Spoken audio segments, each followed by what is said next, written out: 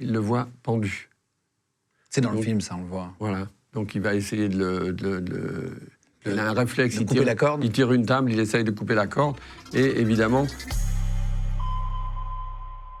Bonjour tout le monde et bienvenue sur Légende. Aujourd'hui, notre invité s'appelle Michel de Robert. Il a vécu de ses 5 ans à ses 12 ans dans une forêt avec son frère de 1 an et demi de plus.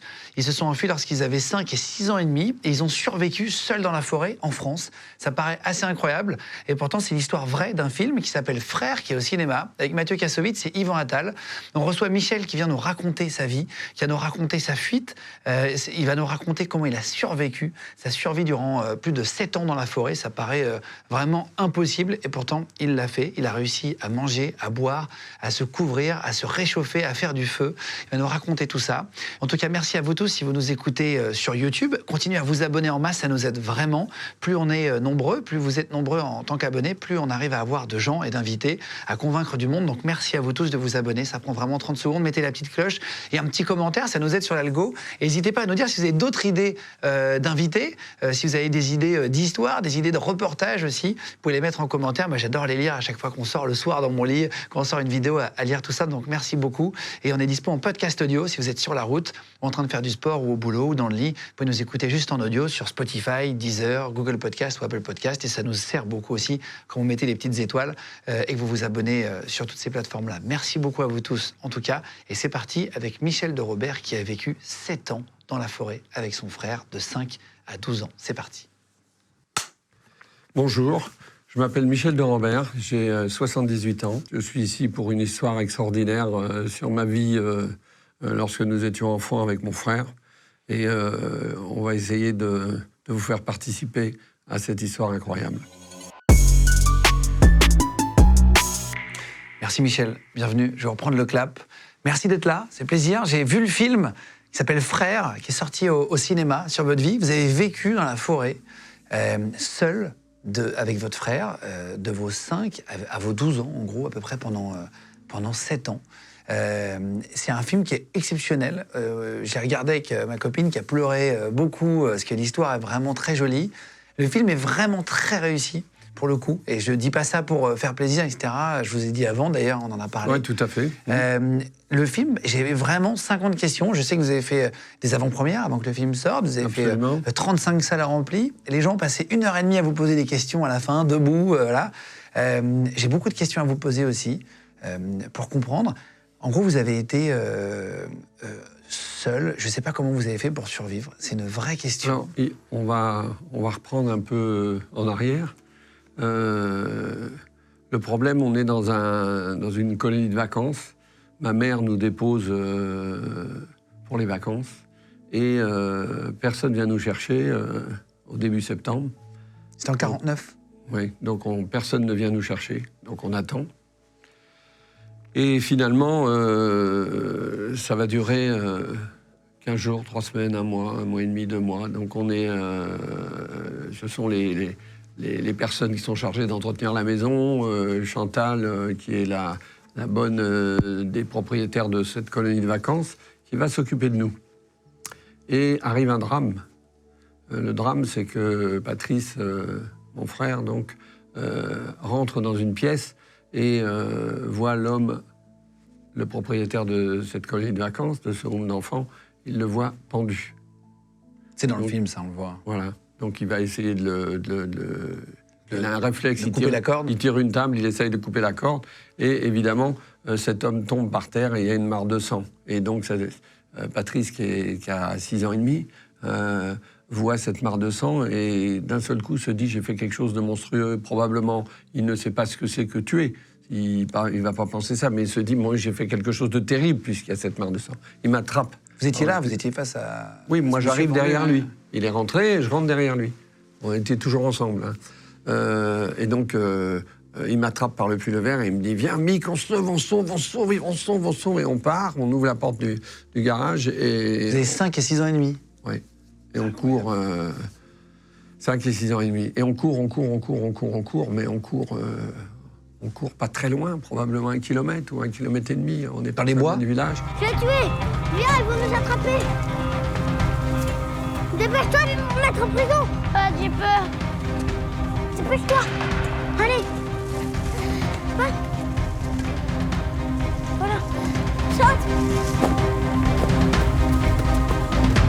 commence par se cacher dans la nature et après, on va finir, au bout de quelques heures, à trouver, à se cacher dans le bois. Il y a des marais derrière les Boucholeurs et il y a un bois. C'est pas une forêt. Hein. Vous êtes dans quelle région à l'époque?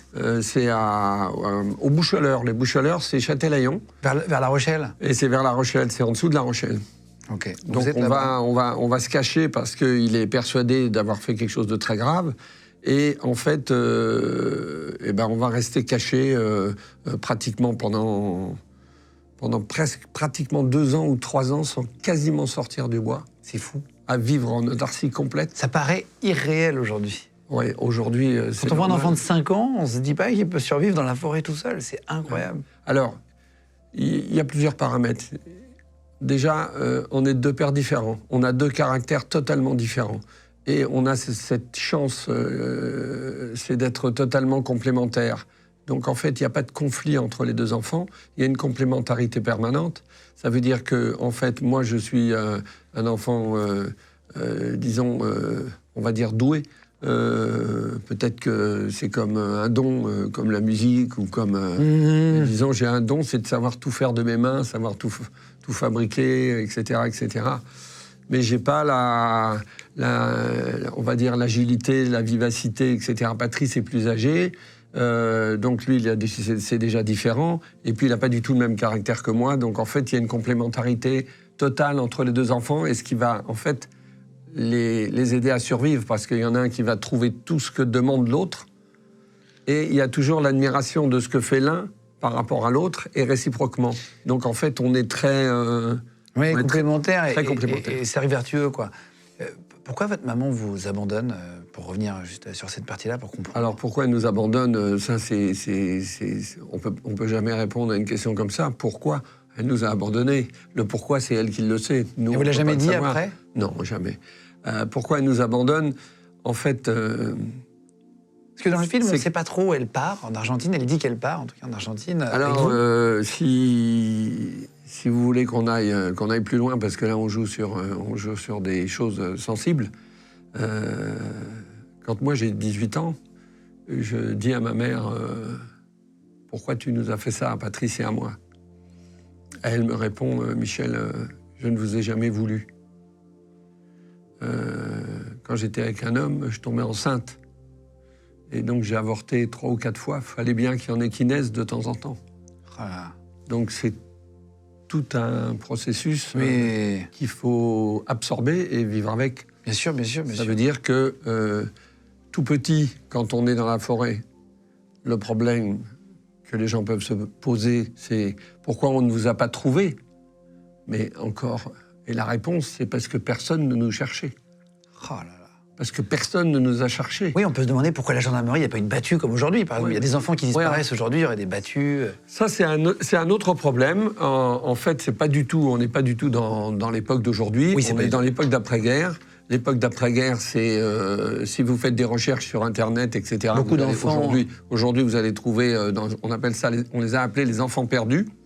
En 1946, il y a près d'1 million d'enfants comme ça qui n'ont pas d'identité ou plus leurs parents. Oui. Et 13 ans après la guerre, c'est ce qu'on cite dans le film, 13 ans après la guerre, il y a 340 000 enfants qui n'ont pas encore retrouvé leur identité. C'est fou. Donc c'est complètement fou. Ouais, vous le dites à la fin. Et je le dis à la fin. Et alors, il faut donc savoir que, aussi bien la gendarmerie que l'assistance publique, en fait, tout ça, on est à la sortie de la guerre. Tout ça, ça fonctionne, mais ça fonctionne mal. Et surtout, il y a pléthore d'enfants. Mais, encore une fois, pour amener un enfant abandonné, il faut qu'il y ait quelqu'un qui le fasse. Bah oui. Et s'il n'y a personne qui le fait, ben on ne vous amène pas. Personne vous a signalé? Et si personne vous cherche. Mais non. Si. Chantal, la propriétaire, elle nous signale. Elle dit à la gendarmerie, j'ai 2 enfants, leurs parents ne sont pas venus les chercher. Leur mère n'est pas venue les chercher. Bon, qu'est-ce qu'il dit, le gendarmerie? Il dit, c'est pas... en ce moment, vous savez, on a autre chose à faire. Des enfants qui sont sans identité, il y en a partout. Écoutez, elle va sûrement venir le chercher dans quelques temps. Puis voilà. Et en réalité, lorsque ce drame arrive, bien évidemment, c'est un bouleversement total dans cette colonie de vacances, puisque l'homme vient de se tuer. Il y a 2 enfants qui sont là aussi avec nous, qui ont été recueillis par ces gens-là. Donc, en fait, on est 4 à ce moment-là. Dans ce enfant, tous les autres enfants sont partis, on est que 4. Et il se trouve que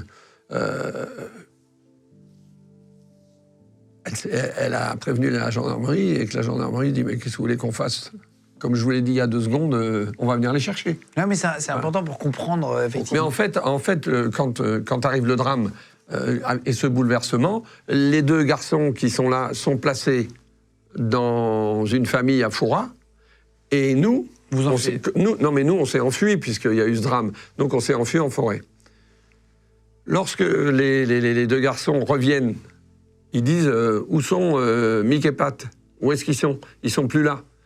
Et on leur répond, Chantal, la bonne, leur répond, écoute, je sais pas, ils sont partis, mais je pense que probablement, on a eu tellement de bouleversements là avec le décès, je pense qu'il y a quelqu'un qui a dû venir les chercher. Et du coup, ils sont pas inquiétés. Du coup, on devient invisible, on disparaît. Incroyable. On disparaît dans la nature, c'est le cas de le dire. Et vous arrivez dans la nature, dans le film, on le voit. Il y a des flashbacks, en fait, on les voit aujourd'hui. Il y a Yvan Attal et Mathieu Kassovitz qui jouent dans ce film-là vos 2 personnages avec votre frère. Adultes. Adultes, évidemment. Et il y a 2 enfants, voilà, pour la partie enfant. Et il y a des flashbacks et on revient, etc. Et on voit quand vous arrivez au départ dans la forêt, qu'est-ce que vous faites? Comment on survit? Vraiment, c'est passionnant parce que c'est... C'est passionnant, mais il faut aller... il faut essayer de se représenter l'époque. Bon, je pense que peut-être que les enfants sont plus à même qu'aujourd'hui. Moins... C'est débrouillard. Hein. Nous, on n'a pas été chouchoutés, déjà dès le départ. Donc, on est déjà beaucoup plus débrouillard. Mais... en fait, qu'est-ce qui se passe? Vous avez 24-48 heures où vous êtes perdu, mais l'adaptation va se faire très très vite. C'est-à-dire qu'il va y avoir 2 choses qui vont venir très vite. Il faut se nourrir et il faut se protéger. Donc pour se nourrir, on va très vite, on va commencer. La faim va nous pousser vers les choses basiques. C'est-à-dire que c'est vrai qu'au départ, on va trouver des fruits, mais dans la forêt, quand on démarre, on va plutôt trouver des escargots, des limaces, des serpents. Parce que en Charente, il y a pas mal de couleuvres. Il y a aussi des vipères, mais il y a pas mal de couleuvres. Donc, Pardon, petite pause. Comment vous attrapez une couleuvre à 5 ans? Vous n'avez pas peur des couleuvres et tout, non? Alors... Le problème de la peur, c'est quelque chose que vous matérialisez maintenant. C'est comme la nuit, on m'a posé plein de questions dans les trucs, mais comment ça se fait que vous n'avez pas peur la nuit?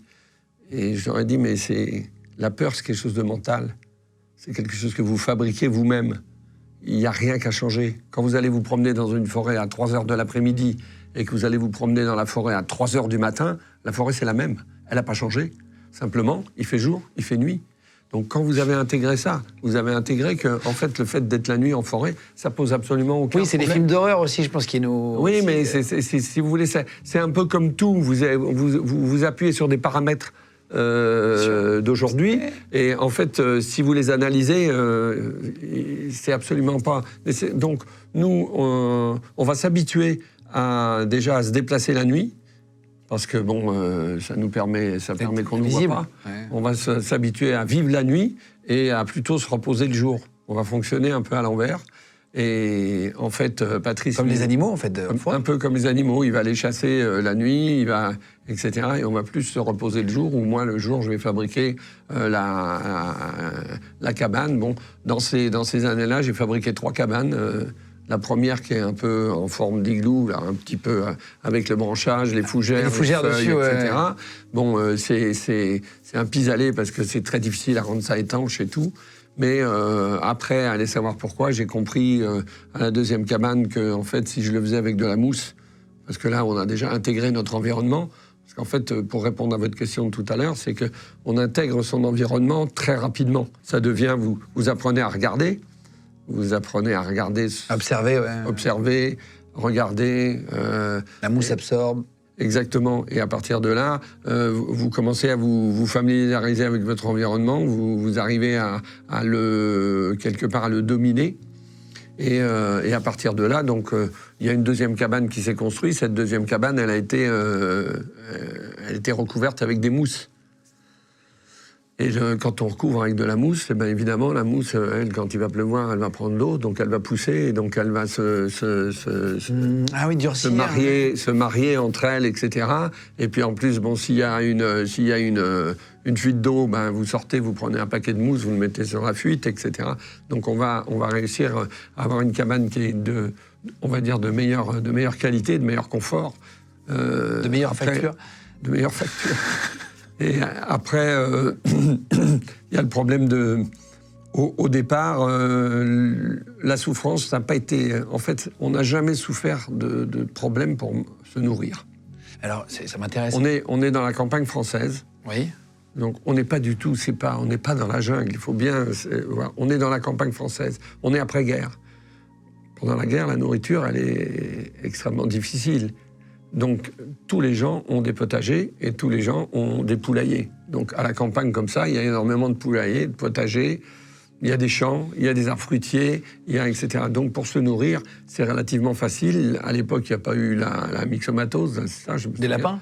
Ouais, le truc des lapins. Ouais, donc, les yeux rouges. Il y a des petits lapins, il y a pas de problème pour se nourrir, quoi. Bon, c'est vrai qu'on a été volé des poules et que les poulaillers, pour nous, c'était Byzance, hein, parce que on allait voler des œufs, on allait voler des poules, etc. Mais en fait, il faut comprendre aussi que ça va nous éloigner, parce que quand on va forcément se faire voir par les paysans, où ils vont forcément le savoir. Mais donc, après, s'ils vont dans le petit village de pêcheurs, ils vont dire « c'est ça le garnement encore, j'ai encore des gosses qui sont venus me voler des poules ». Et donc, quand on va voir des gosses, si jamais on nous aperçoit, on va pas nous ouvrir la porte pour nous dire « venez chez nous », on va nous lancer des pierres en disant « c'était le camp ». Donc, en fait, on arrive à un moment donné où on n'existe pour personne et on est rejeté par tout le monde. Donc, en fait, qu'est-ce qui reste ? Il reste à vivre ensemble et, en fait, à se focaliser l'un par rapport à l'autre et à réaliser notre vie dans la petite société qu'on s'est créée. C'est un jeu de cabane, mais pendant 7 ans. Et c'est cet amour formidable qui va naître entre nous, entre les deux frères, qui va nous donner la force, en fait, de survivre. Parce que, comment je peux vous dire ça ? Quand on dort l'un dans l'autre, parce que quand il fait froid, quand il fait très froid, avec le peu de choses qu'on a, on se met ça au-dessus de nous, et en fait, on dort l'un dans l'autre assis. Il y a la scène d'ailleurs, dans le film, voilà. Vous êtes gelé, vous dites les habits sont toujours un peu mouillés. Exactement, où c'est difficile, etc. Mais donc, vous donnez la chaleur de votre corps à votre frère, qui est contre vous. En plein hiver, sous la neige, vous survivez comme ça. Mais vous savez pas, oui, on est dans la cabane, donc on se réchauffe, on a tout ce qu'on a pu prendre. En fait aussi, on utilise les feuilles comme rempart. On dort dans un, on le voit pas ça dans le film, mais en fait, le tas de feuilles. On dort dans un tas de feuilles. Hein, on rentre à l'intérieur, donc on essaye de se réchauffer avec tout ce qu'on peut. Et c'est vrai que on se demande souvent, quand il a fait très très froid dans les années, je sais plus, 52, 53, etc., il fait très froid. C'est vrai qu'on se demande si le lendemain on va être là, parce que vraiment on grelotte, on a froid, on attend le matin très vite. Et puis, de façon à pouvoir courir et pouvoir essayer de se réchauffer, etc. Et quand vous tenez votre frère comme ça contre vous, ça va plus loin que de lui donner de la chaleur. Vous le tenez serré contre vous, lui, il vous tient serré contre lui. Et en fait, dans votre petite tête, vous pensez quand même, je te serre très fort pour que tu vives. Ouais, bien sûr. C'est plus fort que je te donne de la chaleur. C'est je te serre pour que tu vives. Et donc, ça nous a soudés l'un l'autre d'une manière extraordinaire. Parce que on a eu ce besoin permanent de l'un de l'autre. Et pour revenir au départ, en fait, c'est cette complémentarité dans la vie de tous les jours qui nous a permis d'avancer. Il n'y a jamais de conflit. Oui, vous arrivez à rester soudés tout le temps. parce que moi, je vais construire la cabane, mais j'ai pas quelqu'un qui va me dire, mais non, la branche, elle se met pas dans ce sens-là, elle se met dans ce sens-là. Mais non, c'est dans l'autre sens. Non, Patrice respecte ce que je sais faire parce qu'il sait que je sais faire, et moi, je respecte ce qu'il sait faire parce qu'il va me ramener tout ce que je vais lui demander. Je lui dis, quand on trouve la casse automobile et qu'il revient en me disant j'ai trouvé une casse automobile, c'est vrai que c'est Las Vegas pour nous. Hein. C'est pour ça qu'on dit ça. Parce que la casse automobile, c'est du fil de cuivre, c'est le tissu des sièges, c'est énormément de choses, c'est des pièces métalliques. Il y a plein de trucs qui vont pouvoir faire des couteaux, etc., etc. Donc c'est en fait énormément de choses qui vont améliorer considérablement notre problème de survie. Je voudrais finir sur l'alimentation. Vous disiez, vous preniez des escargots, etc. Il faut quand même beaucoup de nourriture pour survivre. Est-ce que vous maigrissez fort au début ? Est-ce que vous tombez malade ? Non. Il n'y a pas le moment où l'estomac s'adapte, entre guillemets, comme si on va dans un pays. On a eu, bien évidemment, on a eu on n'est jamais tombé malade en ce sens avoir une maladie. Bon, déjà, on ne côtoie pas d'autres enfants. Donc la coqueluche, la varicelle, la rougeole, la truc, tout ça, ça n'existe pas. Mais en plus, qu'est-ce qu'on a ? On a certainement, j'ai pas mémoire. Des indigestions, je veux dire. Mais on a certainement des vomissements parce qu'on a bouffé un truc qui est pas bon. On a des rhumes, on a des choses comme ça, mais on n'a pas vraiment de maladie. Hormis quand je suis malade et que Patrice part, ça c'est un autre sujet. Pour chercher des médicaments. Voilà, pour chercher des médicaments, il revient pas. Mais bon, c'est un autre traumatisme, ça, on pourra en parler, mais je pense qu'il faut voir le film. Non, mais c'est intéressant. Alors, alimentation, vous vous nourrissez, vous arrivez à faire du feu pour cuire. Alors, on vous voit à un moment donné, non. avec votre frère, faire du feu. On nous voit faire du feu, mais on ne voit pas cuire. On a commencé sans avoir le feu, et donc on a mangé cru. Et après, y compris la viande, y compris tout ça. Donc en fait, on n'a pas... si bizarre que ça puisse paraître, on n'a pas eu cette notion de la cuisson des aliments. On a commencé à manger cru et on mange cru. Oui, on voit prendre le serpent et on voit manger devant du feu. Mais le poisson, on le mange cru, la viande, on la mange crue, directement comme ça. Donc, en fait, le feu, sa fonction pour nous, c'est de réchauffer. Oui, c'est autre chose. C'est pas de cuire, c'est pas de faire de la cuisine, mais c'est d'avoir chaud. Parce que, en fait, quand je fais du feu, moi, je prends les braises, je les mets dans une gamelle, un bidon coupé en deux, je les mets à l'intérieur de la gamelle, j'en fais 3-4 comme ça, je les amène dans la cabane. Pour faire du chauffage. Pour que ça chauffe la cabane, pour qu'on puisse... Après, bon, ça serait trop long, mais il y a tout un processus qui est lié à la survie, où vous développez... je pense que le cerveau... s'adapte. Il s'adapte, mais surtout, il doit avoir des facultés qui se mettent en route dans des situations particulières. Parce que, bon, ce qu'on a vécu, c'est extraordinaire, mais il y a aussi, dans l'histoire, 1000 choses difficiles et des gens qui se sont sortis de situations terribles. Bien sûr. Donc, c'est bien qu'il y a une adaptation et il y a une possibilité de s'en sortir, quoi. Le cerveau reptilien, je ne sais pas, ou la survie. Oui, après, bon, les questions sont toujours, complexes. Comment vous avez pu penser à ça sans avoir finalement le modèle ou l'exemple ? Alors, bon, c'est vrai que quand je fabrique une chaussure, j'ai l'exemple de la vieille chaussure.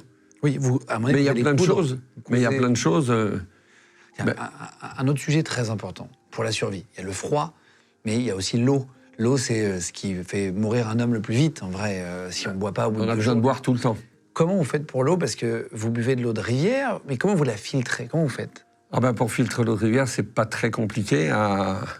Mais comment vous l'inventez ? À 80 cm de l'endroit où coule l'eau, vous creusez un trou qui va aller sous le niveau de l'eau. Donc automatiquement, l'eau va filtrer à travers la terre pour aller dans le trou. Puisque c'est le problème des vases communicants. Vous êtes comme ça, donc l'eau va automatiquement aller dans le trou. Oui, sous le niveau de la rivière, quoi. Sous le niveau de la rivière. Donc vous creusez, donc évidemment, on a tous fait ça. Château de sable, voilà, vous creusez et vous avez l'eau qui va remonter ou l'eau qui va arriver. Donc en fait, si vous êtes à 80 cm ou 1 mètre de la rivière, vous avez l'eau qui va arriver par filtration. Petit à petit. Et petit à petit. Donc, qu'est-ce qu'elle va faire ? Elle va traverser la terre, elle va traverser le sable de la rivière, déjà, et elle va traverser la terre. Et elle va arriver filtrer probablement à peut-être à 80%. Hein. Je ne dis pas que c'est de l'eau pure, mais en fait, on a filtré l'eau quand même. En même temps, on est à une époque où on n'a pas les agents chimiques, il y en a très peu. Oui, il n'y a pas la même pollution. Vous êtes dégourdi quand même, c'est-à-dire que vous êtes dégourdi pour arriver à penser à ça. Mais on réfléchit que l'eau, elle est sale, parce que bon, là, on parle de l'eau de la rivière, mais on a aussi bu l'eau des mares. Donc quand il pleut, il y a des mares qui se forment, donc on boit aussi l'eau des mares. L'eau des mares, elle est sale, mais elle est sale avec de la terre, des feuilles, etc. Donc ce principe de filtration, il va très vite, et il vous permet à 50 cm de faire un trou et de filtrer à travers la terre. Alors, c'est tout le problème. Comment on arrive à penser à ça et comment on arrive à ce que, finalement, on ait une conception... c'est vraiment que, moi je dis, il y a des zones du cerveau qui se mettent en route. C'est sûr, c'est sûr. Il y a quelque chose qui se passe... si on a survécu des millénaires, c'est que notre cerveau, il est quand même fait pour ça. Il y a bien des exemples comme ça où on peut se demander comment les gens ont réussi à s'en sortir. Et sur les habits... On voit, c'est vous qui allez coudre les chaussures, etc. Vous arrivez à trouver d'autres habits de temps en temps ou vous gardez à peu près les mêmes si vous grandissez? Non, au début donc on garde nos habits, mais ils sont forcément rapiécés pendant les premières années. C'est beaucoup rapiécé, etc. Mais quand Patrice trouve la casse automobile, il me ramène des morceaux de tissu, des sièges. Il me ramène ce qu'il trouve dans les voitures ou les sièges de camionnettes ou de trucs comme ça à l'époque. C'était une espèce de moleskine et puis une espèce de tissu. Donc il me ramène ça et moi je vais bricoler tout ça, je vais coudre tout ça, etc. Alors on m'a posé souvent la question, mais alors pour faire des chaussures, comment vous faites? Vous n'avez pas de clous, etc. Mais je dis non, mais il n'y a pas besoin de clous, hein, vous faites un trou.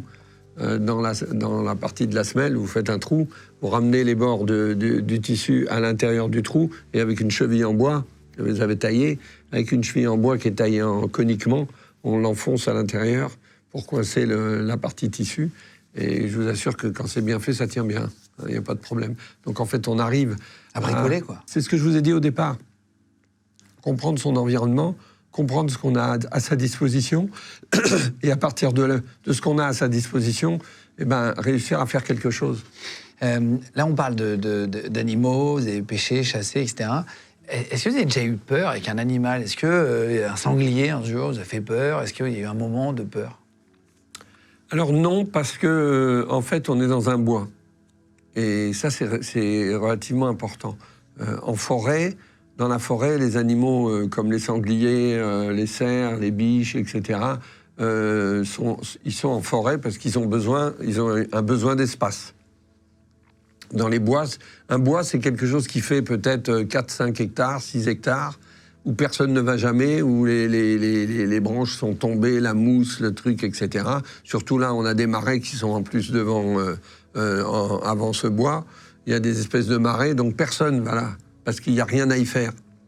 Donc, c'est ce qui fait qu'on va rencontrer personne. Ouais, c'est ça. Parce que personne ne va là. Et puis, pas être découvert, ça c'est encore un mot. Pour découvrir, il faut chercher. Il y a des gens qui vous voient en forêt, des promeneurs à l'époque, ou pas du tout? Non, il n'y a pas de promeneurs. En 7 ans. Ah oui? On est quand même... pas de chasseurs? Il y a peut-être des chasseurs, mais ils vont en forêt. Ils ne vont pas aller dans le bois. Il n'y a rien dans le bois à tuer. Oui, il n'y a aucun intérêt, quoi. Les lièvres, ils vont être dans la campagne. Il y a quoi? Il n'y a rien. Il y a des lapins, oui, c'est tout. Il y a des lapins, il y a des loirs, il y a des choses comme ça. Bon, donc vous n'avez pas de... voilà, on était... quand il fait chaud, il y a des serpents, il y a des hérissons, il y a toutes ces petites bêtes-là. Tout se mange. Voilà, qu'on va tuer, qu'on va manger. Ouais. Tout se mange, oui, tout ce qui est viande, ça se mange, et tout ce qui est insectes... Je ne dis pas les fourmis et les trucs comme ça, mais des insectes plus gros, du style des hannetons et des choses comme ça. Oui, ça, on va essayer, on va manger, on va cracher, on va finalement en trouver un où ça va, et puis voilà, donc c'est... Ce qui est extraordinaire, c'est qu'on ne soit pas empoisonné, quoi, qu'on soit pas... Mais en même temps, on est en France, on n'a pas de serpents, on n'a pas de choses... Un peu de vipères, mais voilà. Oui, il y a les vipères, mais bon, moi j'ai été mordu 4-5 fois. Par les vipères? Ouais. En forêt? en forêt, dans la campagne. Les vipères, elles sont pas seulement en forêt. Ouais, bien sûr, les bien vipères, elles sont dans les champs. Bien sûr, bien sûr.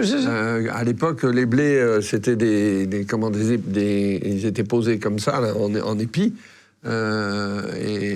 Sous les épis de blé, il y a souvent les vipères. Il y avait souvent des nids de vipères. Bon, on savait faire attention parce qu'on avait taillé un morceau de bois en forme de fourche. Ah, pour bloquer la tête? Pour pouvoir bloquer la tête et pour pouvoir attraper la vipère. Mais c'était surtout les couleuvres qui nous intéressaient, parce que ce qu'on pouvait manger, c'était la couleuvre. On peut mourir d'une morsure de vipère? On peut mourir d'une morsure de vipère, mais on peut aussi rapidement régler le problème d'une morsure de vipère. Il suffit de prendre un bon couteau bien aiguisé, et au moment où il vous a mordu, vous ouvrez une plaie et puis vous faites couler le sang.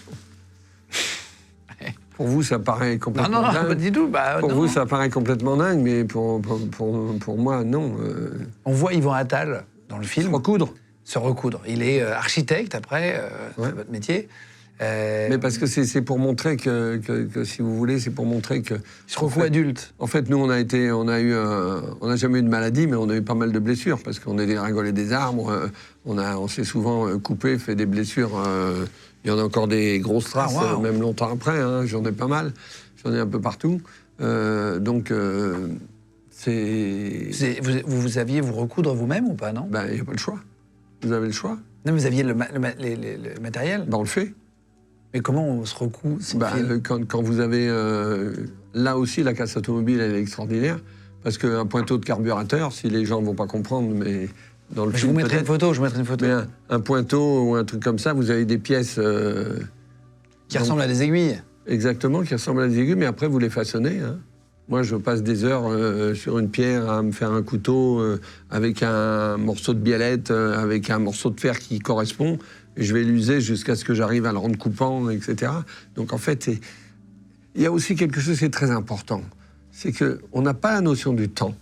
Ah. On ne sait pas ce que c'est que l'heure, le jour, le mois, l'année. On ne sait les pas. années, vous voyez les saisons, mais voilà. Oui, mais on sait pas. D'abord, on ne sait pas compter vraiment. On ne sait pas les compter, les saisons, et puis on s'en fiche. C'est pas notre problème.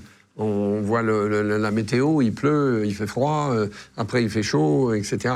Donc, bien sûr, on n'a pas cette notion du temps. Mais en même temps, on n'a pas non plus la notion du temps quand on a quelque chose à fabriquer. Imaginez-vous quand même que vous avez quelque chose à faire, vous décidez de faire un couteau avec un morceau de fer, c'est 12 heures par jour. Il n'y a rien d'autre. Vous avez en tête de réaliser un objet coupant, vous devez le fabriquer, vous allez le polir pendant 3 jours, c'est pas un problème. Sur une pierre, sur un truc? Oui, mais je veux dire, le temps ne va pas compter. Oui, peu importe. C'est pas, il faut que je fasse ça pour demain, on s'en fout. Il faut le faire. Que vous l'ayez. Donc si c'est action au moment où on a mal aux mains, on va le mettre de côté, on va faire autre chose, on va le reprendre, on va le refaire, etc. Donc en fait, là, comment je peux dire, il y a une patience, il y a une... Oui, bien sûr, le temps est long. Le temps est long, il y a une utilité, parce qu'en fait, il n'y a pas de but, il n'y a pas faut faire ça pour ça. Il faut faire ça parce que j'en ai besoin, et quand ça sera fini, ben voilà, ça va me servir. Quand vous avez 5 ans au début, vous arrivez à vous adapter, etc. Est-ce que vous dites à votre frère, bon viens, on retourne en ville, on arrête d'être dans la forêt? Est-ce qu'il y en a un qui pousse l'autre à sortir de la forêt? Le seul moment où il y a eu une interrogation, c'est les gitans, parce que moi... Vous rencontrez des gitans? Ouais, moi, les enfants? Je rencontre les gitans, les enfants, etc. Donc il y a un premier conflit. Parce que quand on rencontre les gitans, eux, ils se sentent les plus forts. Et nous, ils savent pas qui on est. On est parfaitement adapté à la nature. On est dans la forêt. Hyper. Non, mais on a une agilité extraordinaire. On vit tout le temps dans cet environnement-là.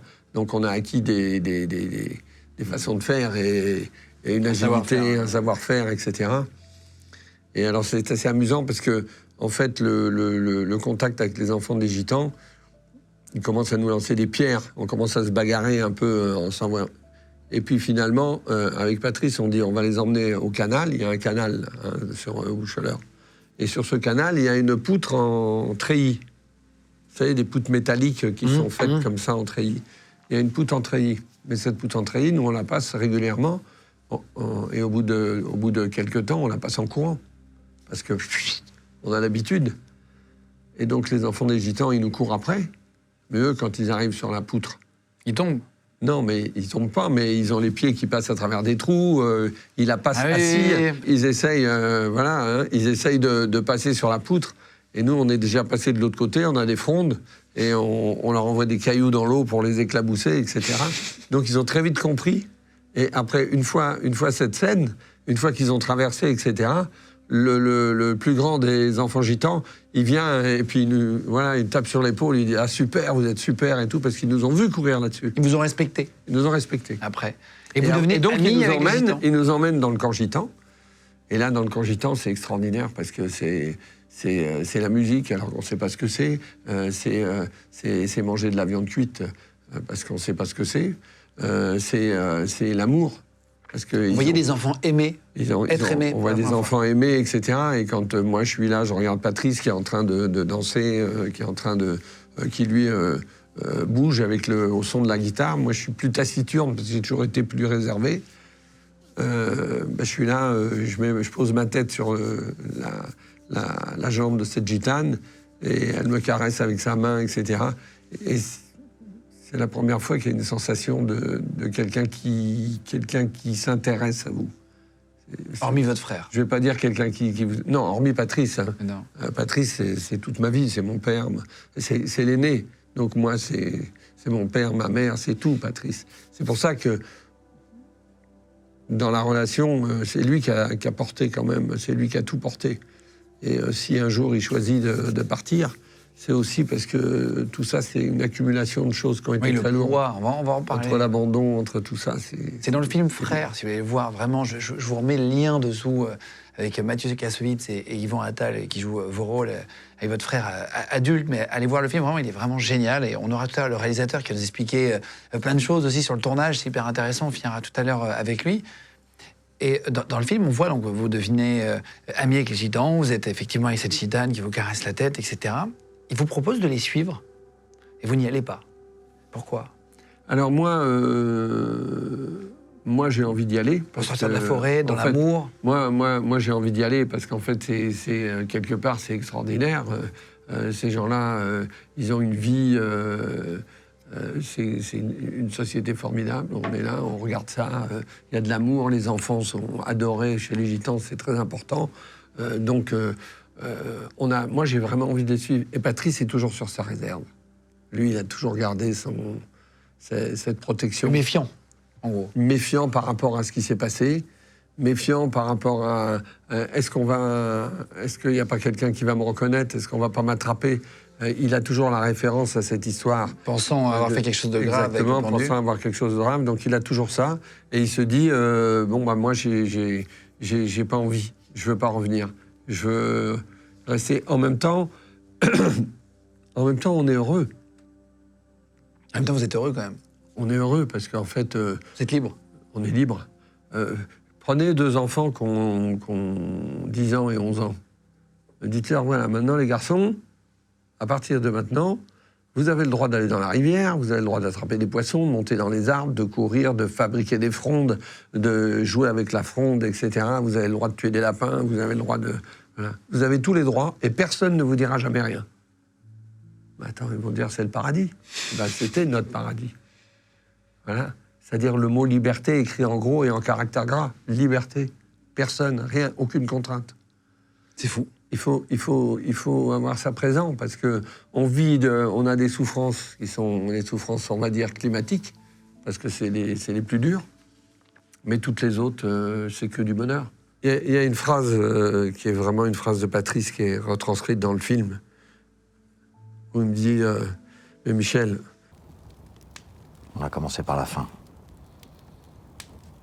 On a commencé par le meilleur.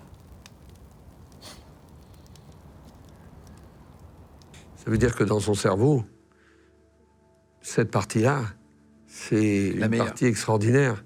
Et qu'après, une fois rentré dans la société, où on passe de la liberté à l'enfer quand on va chez les Spiès, où on passe dans la vie courante, où lui, il est en conflit avec sa mère, il est en conflit avec l'homme avec lequel elle est, etc.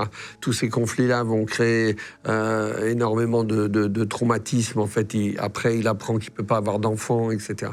Donc tous ces traumatismes-là, quand il dit on a commencé par la fin, il revient dans l'enfance et c'est formidable. Vous parlez des traumatismes, et il y en a eu plusieurs, etc. Et il y en a un en particulier, un moment qu'il n'a jamais voulu vous expliquer. Vous tombez malade dans la forêt, vous êtes encore très jeune, et il va chercher des médicaments pour vous. Il dit « je reviens tout à l'heure, t'inquiète pas », etc. Il vous laisse, il neige, et vous avez froid, etc. Il vous dit « je reviens ». Et il ne revient pas. Et il se passe, je crois, 3 jours avant son retour, où il n'a pas trouvé les médicaments, et il s'est passé des choses, et vous ne savez pas quoi, et vous n'avez jamais su quoi. Exactement. Il avait Jamais. Jamais voulu vous expliquer. Non. Alors, je vais vous expliquer, en fait, moi j'ai tenu, quand j'ai raconté cette histoire à Olivier, j'ai tenu à ce que ça soit dans le film. Le problème, c'est que ça m'a suivi toute ma vie, et ça me suit encore. De savoir ce qui s'est passé. Toute ma vie avec Patrice, et ça me suit encore. Parce qu'aujourd'hui, ce secret qu'il a gardé, je me suis toujours demandé, est-ce qu'il ne s'est pas passé quelque chose qui a pu intervenir dans son geste de se tuer? Parce qu'à la fin, il s'est suicidé, on en parlera tout à l'heure. Ouais. Donc, il y a vraiment... qu'est-ce qui s'est passé? Alors, moi, je suis malade, je suis sous la cabane, je suis malade, j'ai de la fièvre. C'est la première fois que j'ai beaucoup de fièvre, donc il me dit, je m'en vais, etc. Alors, 3 jours, on n'en sait rien, parce que j'ai pas la notion du temps, encore une fois. Donc, en fait, c'est longtemps. Mais longtemps, suffisamment longtemps pour que moi, je me dise, j'ai envie de me laisser mourir, j'ai perdu mon frère, je veux plus me battre, etc., etc. Donc, je suis vraiment... pour moi, c'est fini. Et en fait, il revient. Mais il revient, il est plus le même. Il est taciturne. Il rit plus. Donc je lui dis, mais enfin, qu'est-ce qu'il y a? Qu'est-ce qui t'arrive? Mais qu'est-ce qui s'est passé? Il s'est passé quelque chose, etc. Non, arrête avec ça, m'embête pas, etc. Donc il repousse toujours ça. Et en fait, ça a duré toute la vie, parce que après, même quand on se voyait, nous, adultes, et qu'on se retrouvait, par exemple, pour des Noëls, ou pour des fêtes, ou pour des choses comme ça, quand tout le monde partait se coucher, on se retrouvait avec Patrice, on prenait une bière, une cigarette, et on repartait dans cette enfance. On avait besoin de se raconter ça, on avait besoin d'échanger tout ça. En fait, c'est... La pérennité des souvenirs aujourd'hui, elle vient de ces échanges qui ont duré jusqu'à 45 ans, jusqu'à ce que Patrice s'en aille, où en fait on reparlait. Donc c'est vrai qu'il y a une quantité de souvenirs importante, mais ces souvenirs, c'est peut-être 70% des souvenirs de Patrice partagés entre mes souvenirs à moi. Et c'est ça qui a fait que cette histoire est fraîche dans le récit. Ouais, bien sûr. Elle est toujours très présente dans les détails, parce qu'en fait, elle a 70 ans, en réalité elle a 30 ans, parce qu'on s'est raconté ça jusqu'à ce qu'il parte. Mais sans vous dire exactement quoi. Non, sans me dire quoi. Et même quand il va partir, je me souviens un jour, je lui dis, bon, écoute, est-ce que tu peux me dire quand même? Parce que la partie d'échecs, c'est vrai. Les parties d'échecs et les différents paris. Il vous a dit un jour, que j'ai jouant aux essayé de échecs, faire. si tu gagnes, en gros, Voilà. Donc il a gagné à chaque fois. C'est une scène qui est dans le film, mais c'est vrai qu'il a gagné à chaque fois, et j'ai pas réussi. Bon, c'est lui qui m'a appris à jouer. Hein. Donc il avait dû garder quelques bottes secrètes. Mais en tout état de cause, au moment où je lui dis, bon, on a peut-être 45 ans. Un jour, je lui dis, bon, maintenant, on a 45 ans. Tu sais, ce truc-là, je suis toujours en train d'y penser. Qu'est-ce qui s'est passé? Et il me regarde, il me dit, Michel, je t'ai protégé tout le temps quand tu étais petit. Je te protège encore aujourd'hui. T'as pas besoin de savoir ça. Et donc, je partirai avec. Oh, waouh. Carrément. Et ça a tellement été important pour moi que toute cette vie avec lui, ce qui s'est passé là, je ne l'ai pas su, que même encore aujourd'hui, où là on parle de Patrice, c'est toujours quelque chose qui me vient à l'esprit, c'est de me dire qu'est-ce qui s'est passé, et est-ce qu'il ne s'est pas passé quelque chose qui par hasard aurait été la goutte d'eau qui fait déborder le vase, ou le déclencheur d'un mal-être. De son malaise, quoi. Voilà. Donc c'est terrible, mais j'ai jamais su. Ah, c'est fou. On va reparler après de cette période, mais Vous rencontrez Monsieur Léandri, qui est ostréiculteur, en allant à la plage. Un jour, vous dites, tiens, votre frère vous dit, viens, on va se baigner. Et vous baignez à la plage à côté, vous sortez du bois. Et là, il y a un ostréiculteur qui vous prend en sympathie parce qu'il a perdu son enfant. C'est un monsieur qui voit ses enfants en guenilles, qui voit ses enfants, et c'est pas la première fois. Parce que dans le film, on dit on va se baigner, on va à la mer, mais c'est pas une fois. C'est-à-dire qu'on a commencé à aller à sortir et à aller à la mer. On a commencé à... Donc il nous voit tous les jours. Il voit toujours ces deux gosses qui sont là, qui traînent, qui sont avec leur bout de bois en train d'essayer de fabriquer un bateau, etc. Qui veulent prendre modèle sur les plates qui sont fabriquées par les gens qui sont sur les parcs à huîtres. Donc on a regardé, on veut essayer de faire pareil. Et d'un seul coup, il voit qu'il a une possibilité de rentrer en relation. Donc du coup, il vient vers nous avec ce goudron et il dit, si vous voulez pas qu'elle coule, il faut que vous passiez du goudron dessus, etc. Si vous faites un petit trou il y a un petit trou dans une barque, ouais. Voilà. Et à partir de là, il vous embauche, il vous propose de venir. Il y a un échange qui se fait, puis un jour, il dit, mais vous pouvez venir m'aider. Et finalement, on commence à venir l'aider. Et après, il dit, vous pouvez travailler pour moi, etc. Et en fait, travailler pour lui, c'est pas de l'argent. Travailler pour lui, c'est parce qu'on va manger avec eux, il va nous donner un petit baluchon, il va nous donner des huîtres, du pain. Il va nous donner des vieilles chemises, il va nous donner des trucs. Donc en fait, c'est pour ça que les 7 ans, c'est d'un point à un autre point. Mais ces 7 ans, si on enlève à peu près l'année où on a travaillé avec l'ostréiculteur, si on enlève la partie des gitans qui dure 2 mois là, puis qui reviennent 2 mois après quand ils reviennent, etc. Bon, ce qui est important, c'est que ce sont les premiers prémices de notre retour à la vie. Et si ma mère n'était pas venue nous chercher comme ça à cause de l'histoire de ma grand-mère, donc que les gens vont voir dans le film, s'il n'y avait pas eu ça, on serait probablement, on serait devenu ostréiculteur au Boucholeur. Votre grand-mère met la pression à votre mère en disant « Tu l'as abandonné, je vais la signer à la police, tu vas être en prison. » Et là, elle vient vous chercher avec une jolie voiture. Elle vient vous chercher, elle est au courant que vous êtes là-bas. Ça, vous verrez le film avec plein de petits détails.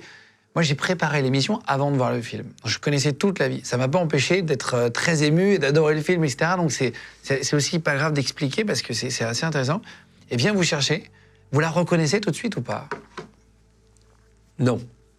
Je ne la reconnais pas, et quand on nous dit il y a quelqu'un qui veut vous voir et qu'on court vers cette place, qui est la petite place qui est au Boucholeur face à la mer, on arrive là, on est à 5 mètres d'elle, et Patrice me prend la main et il me dit « Michel, qui c'est cette dame-là » Oh là là.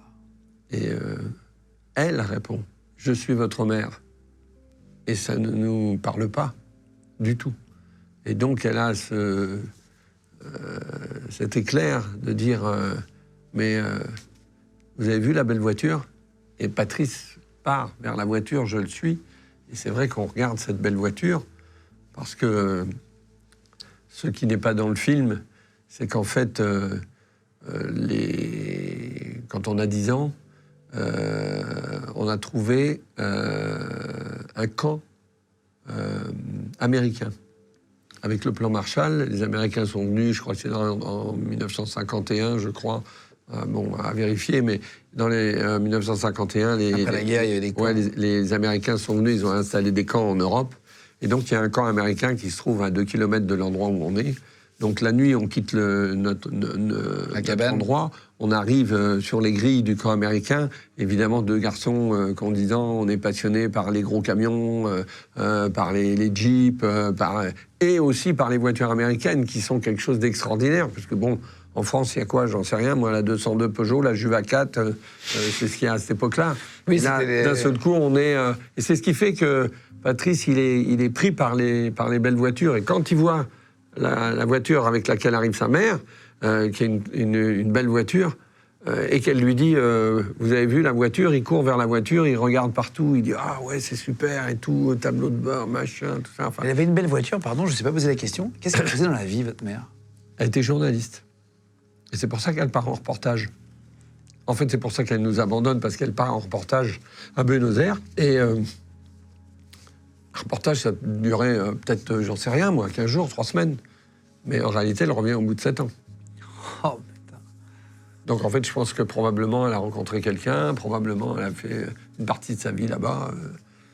Et puis voilà, mais elle se préoccupe pas de ses gosses. Elle les a laissés là-bas, donc elle dit, bon, il y a bien quelqu'un qui s'en occupera. Oh Encore une fois, rappelez-vous ce que je vous ai dit sur Oui, sa c'est réponse. l'époque. Ouais. Quand j'ai 18 ans. Hein. Et vous prend en voiture, vous montez avec elle, On revient jamais, et vous revenez jamais là-bas. C'est la Jamais. fin de la période dans la nature. absolument. C'est la fin de la liberté. C'est la fin de la liberté, c'est le commencement de l'enfer. C'est fou quand même. Vous étiez dans la forêt tout seul. La Et société, c'est c'est le commencement de l'enfer.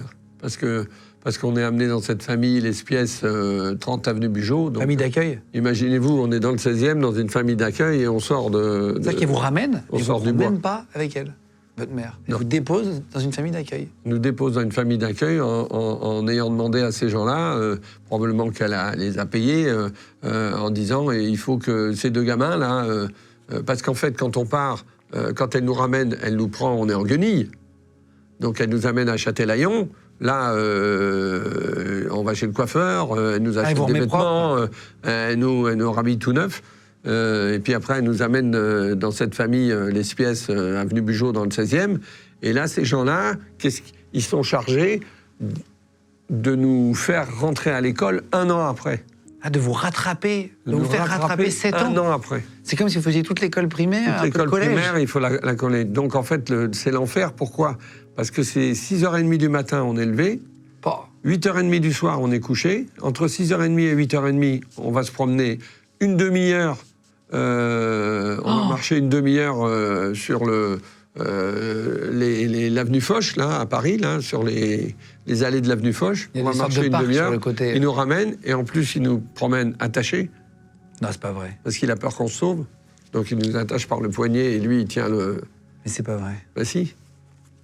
C'est-à-dire, il nous balade jamais ensemble, Mais non. parce qu'il a peur qu'on fiche le camp, qu'on lui fausse compagnie. Et en fait, il nous tient un peu quand on laisse, quoi. Parce qu'il veut pas qu'on se sauve. Donc lui, il a la charge de nous Ça ne éduquer. dit mais rien c'est dans la ça. rue. Mais personne ne le Votre voit. époque. C'est comment je pourrais vous dire ça, moi. Oui, c'est il vous un- tient avec un... vous voilà. attache. Non, mais c'est pas une laisse, c'est un lien de poignet à poignet. Vous êtes poignet contre poignet, voilà. Et il tient un lien comme ça pour pas qu'on se sauve.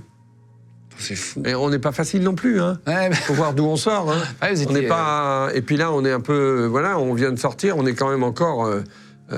Si à la moindre truc, on serait parti. Ah oui, vous seriez Donc, parti vraiment. Vous vouliez ressortir. Ben oui, on voulait s'enfuir. Parce que bon, les premiers 15 jours ou le premier mois, on trouve ça merveilleux. Parce De qu'on- manger. Parce qu'on mange, on est à table, c'est chaud, il y a des vêtements, tout est bien, etc. Mais on a très vite, on court après notre liberté, hein. Très vite. Donc là, il faut nous tenir. Donc on est dans la chambre, elle est fermée à clé. En plus, avec Patrice, on trouve que les lits, c'est pas drôle. On tire les couvertures, on les met au-dessus du bureau et avec les 2 oreillers, on dort sous le bureau. C'est vrai. Avec la couverture au-dessus. Parce que, bon, on a Cabane, ou pas besoin de se... On a D'être besoin, fermé. ouais, quelque part, on a besoin de se remettre dans notre système de vie. On a besoin de le retrouver. Ouais, de retrouver ce... Ouais, c'est Vous avez ça. été élevé comme ça. Ben oui, on Vous s'est avez grandi, élevés nous-mêmes comme ça. Vous êtes quoi. élevé tout seul. Ouais. Et petit aparté, on reviendra après, mais il y a des choses que vous avez gardées, des habitudes de cette époque-là, justement. Vous dites, vous avez dormi sur le bureau, alors maintenant vous êtes plus âgé, etc. Mais est-ce que vous avez gardé des choses, Alors, ce que j'ai gardé de l'enfance, c'est mon rapport avec la nature. toujours? Donc j'ai un rapport très particulier avec la nature. Et par exemple, je pars, quand on part en week-end ou un truc comme ça, s'il y a une forêt dans le coin, je pars me balader à 11h du soir et je reviens à 2h du matin. J'adore aller me balader la nuit, donc je passe 2 ou 3 heures la nuit en forêt. Tout seul? Oui, tout seul. Bah, pourquoi pas tout seul? Non, mais c'est pas Encore une fois, je vous dis quelle est la différence Moi, je entre croise un 3 mec heures en de forêt. l'après-midi et 3 heures du matin. Mais vous avez totalement raison. Mais moi, je me dis, si je croise quelqu'un à 1h du matin, seul dans la forêt, je vais me dire, ouais, il est dangereux, lui.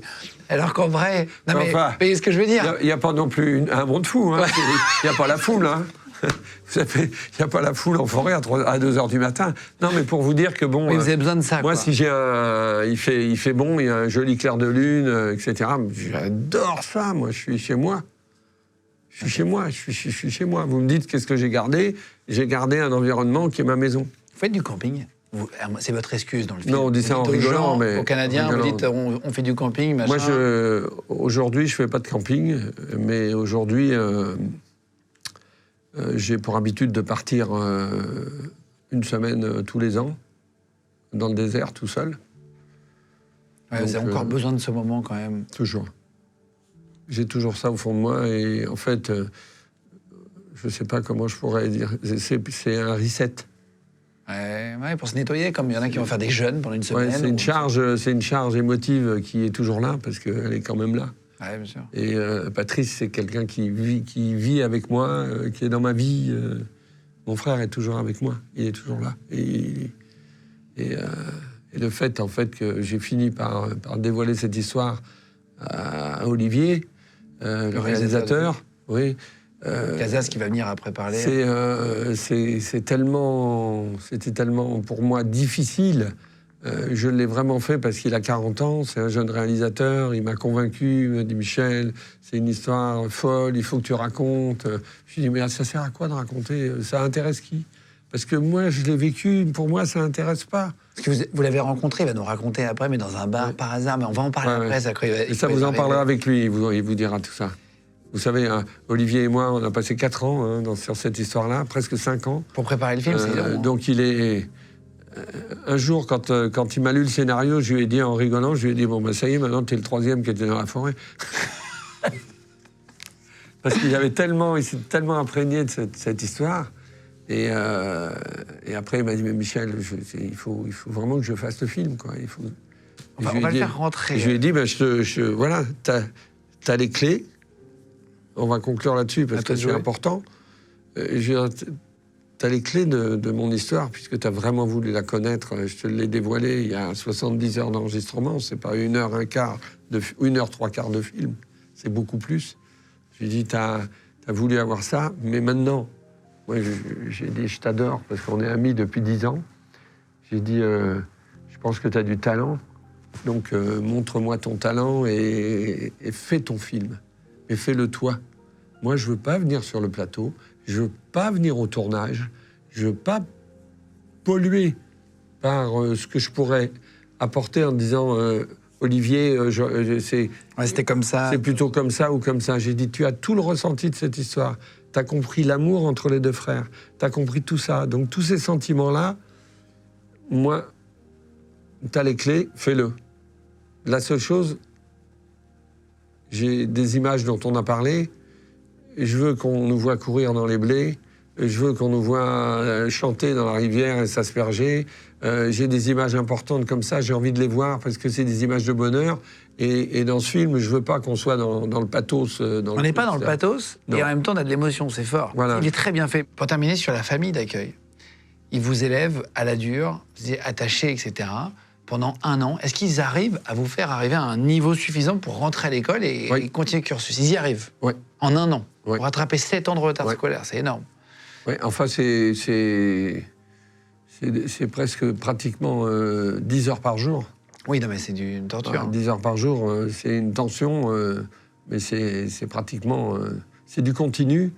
Et en plus, il y a sa femme, à Monsieur Spiès, et il y a ses 2 filles qui sont adultes, et elles se relaient à 3.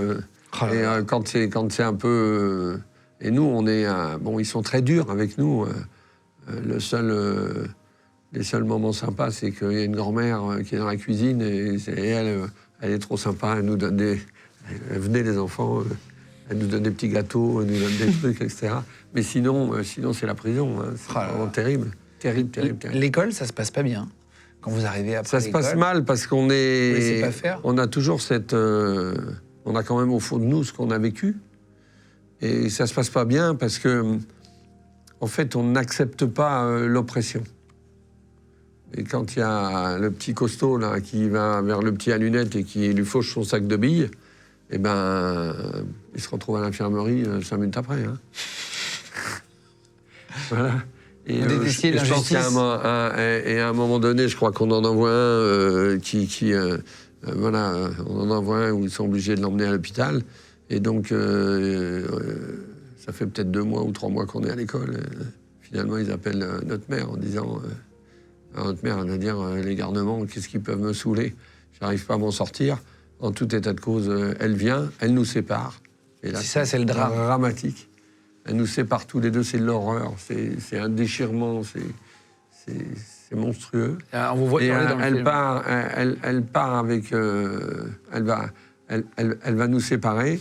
Et moi, la personne qui vient me prendre m'amène directement dans une pension, qui est la Malassise à Saint-Omer, qui est une pension de frères. Déjà, le nom, la Malassise, ça sent mauvais. Oui, c'est vrai. Ça sent le coup de bâton sur les doigts, ça. Exactement. Ouais. Ça sent le coup de bâton, oui. Ouais. Et ensuite, je vais faire 5-6 fugues de ce pensionnat, oui. À chaque fois qu'il y a les promenades et tout, je pars dans la nature parce que je veux aller voir Patrice. Donc je file et je monte à Boulogne-sur-Mer, c'est Saint-Omer, je sais pas, c'est 60 km, 80 km, j'en sais rien, c'est à peu près, c'est pas très très loin, mais... mais il faut déjà les faire. Hein. Donc je grimpe sur la galerie des bus, à l'époque, les bus, ils sont arrondis comme ça, il y a une galerie avec les valises et les trucs, donc plutôt au détour d'une côte où ça va doucement, je grimpe sur le bus pour arriver à aller de ville en ville, ou alors je saute dans un camion, etc. Et j'arrive à me faufiler pour aller voir Patrice. Tout ça, c'est Patrice. C'est pour aller le voir. C'est pour se retrouver, etc. Et vous n'allez pas vous enfuir tous les deux? Et personne, évidemment, ma mère n'est pas au courant. Évidemment, j'arrive à Boulogne-sur-Mer, je vais voir Patrice. Et après, il faut que je reparte. Donc après, je repars, ou je vais à la gendarmerie. Et puis je dis, ben voilà, je suis parti de la Malassise, vous me cherchez depuis 3-4 jours. C'est moi, Michel de Robert. Voilà.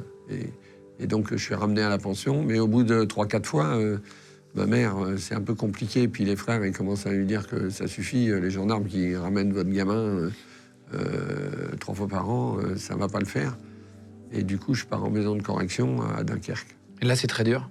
Là, c'est pas très dur, c'est plus que très dur. Maison de correction, plus dur que dans la forêt? Non, mais c'est même pas incommensurable. C'est pas la forêt, c'est pas dur, encore une fois. On a été heureux, mais c'est pas du tout. Une fois que vous êtes adapté à votre milieu, c'est absolument pas dur. Par contre, la pension, c'est dur. C'était quoi la maison de correction? Concrètement, c'est souvent des anciens militaires qui sont les pions. C'est des gens que c'est très dur, quoi. Il y a un grillage aux fenêtres,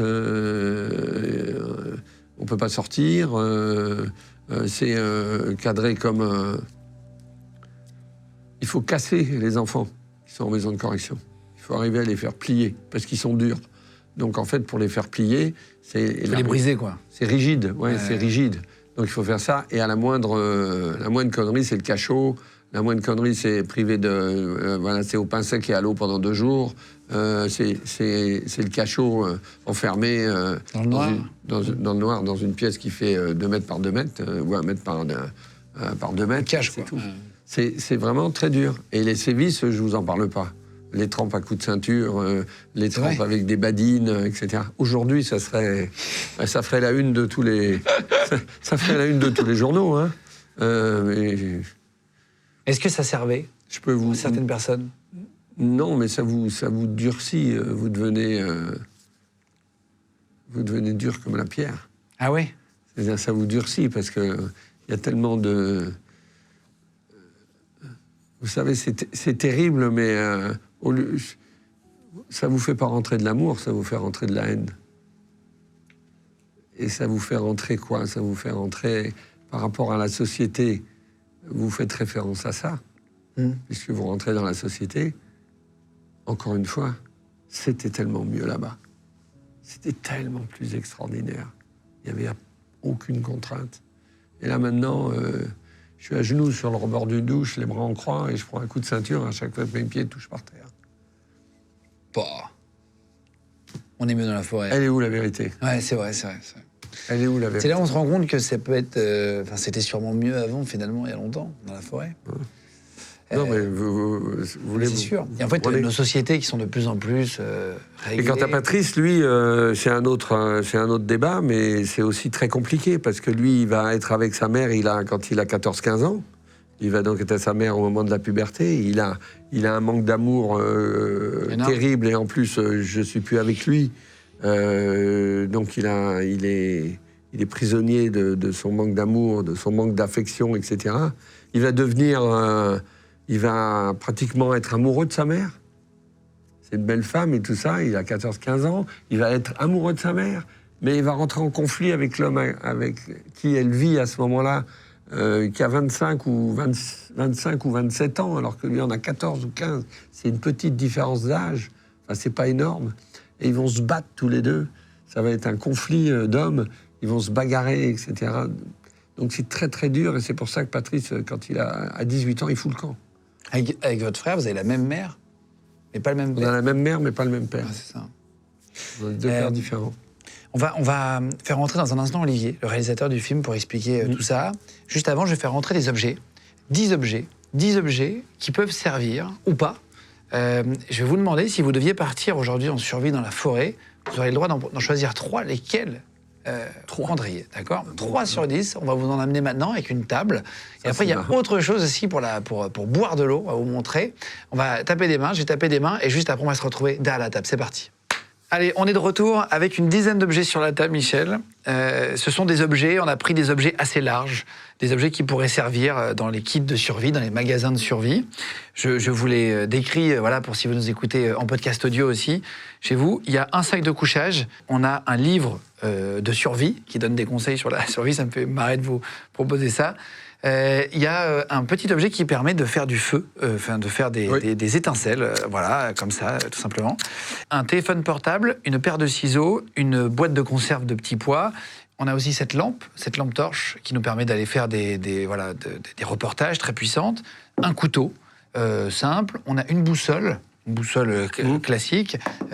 De la corde, ça c'est un bracelet qui est en fait pour les militaires, hein, qui est un bracelet de corde, et du papier toilette ou du papier essuie-tout, etc. Si vous deviez choisir 3 objets pour survivre dans la forêt, comme vous avez fait pendant 7 ans, lesquels choisiriez-vous ? Et pourquoi ? Le couteau, parce que c'est... Ça serait le premier objet que vous prendriez ? Si vous aviez qu'un objet, le couteau. Ouais.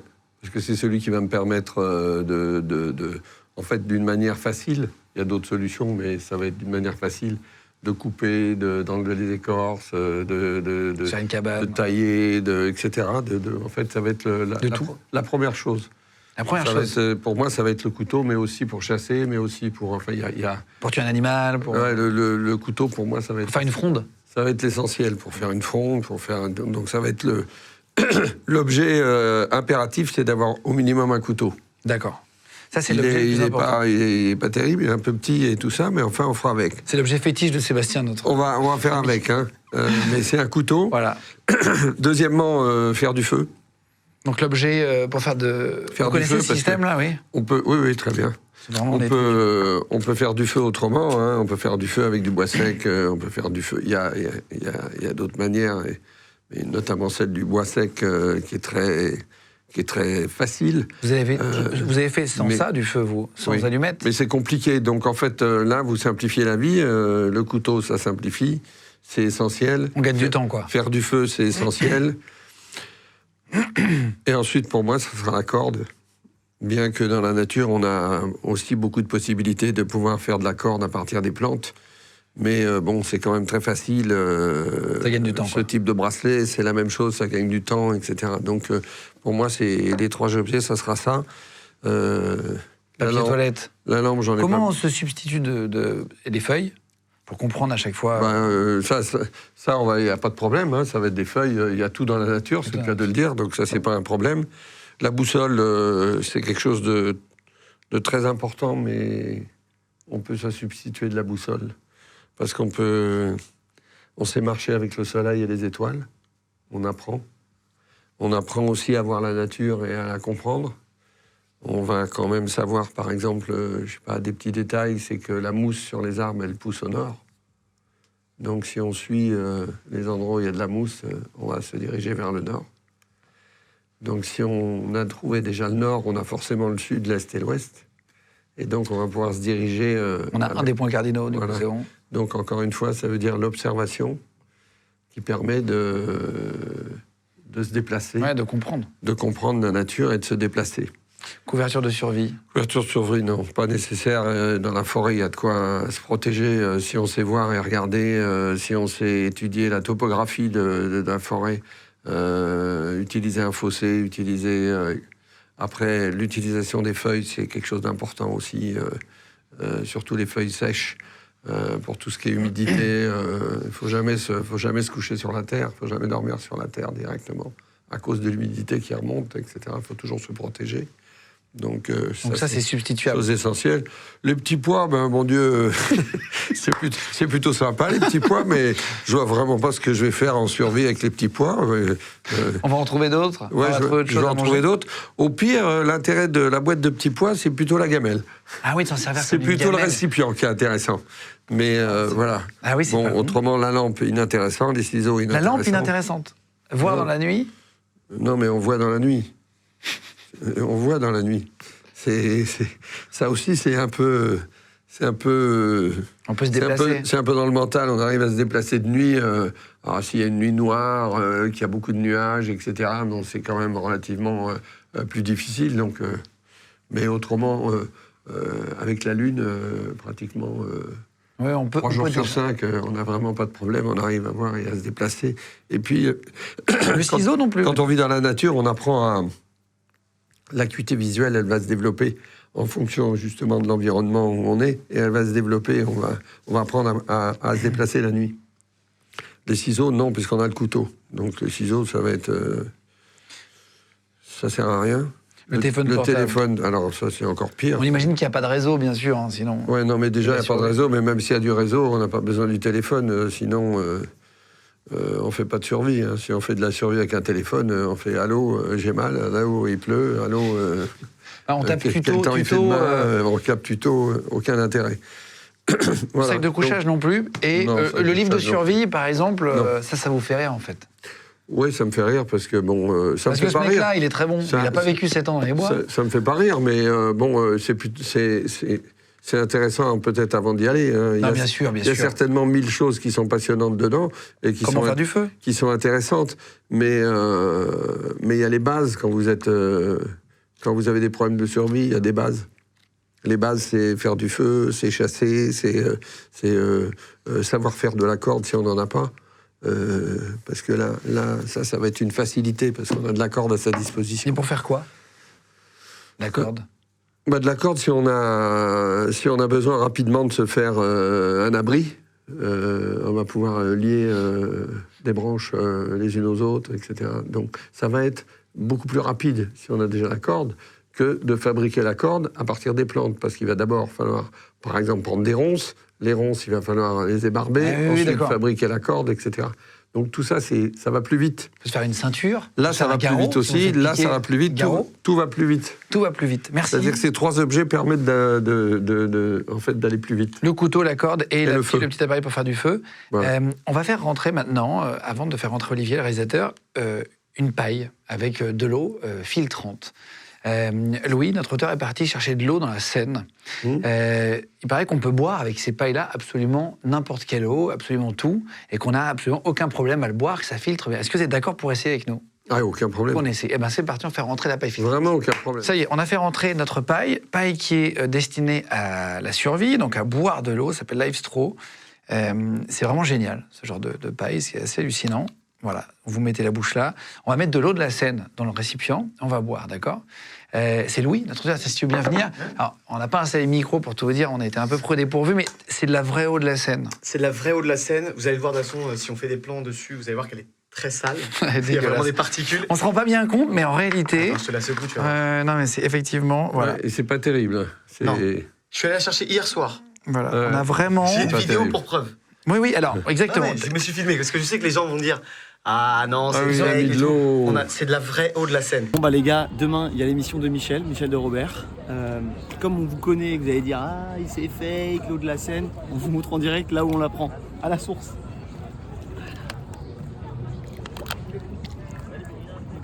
Voilà, de la bonne eau de Seine. Bon, franchement je pensais que ça allait être une couleur différente. Ça se boit hein.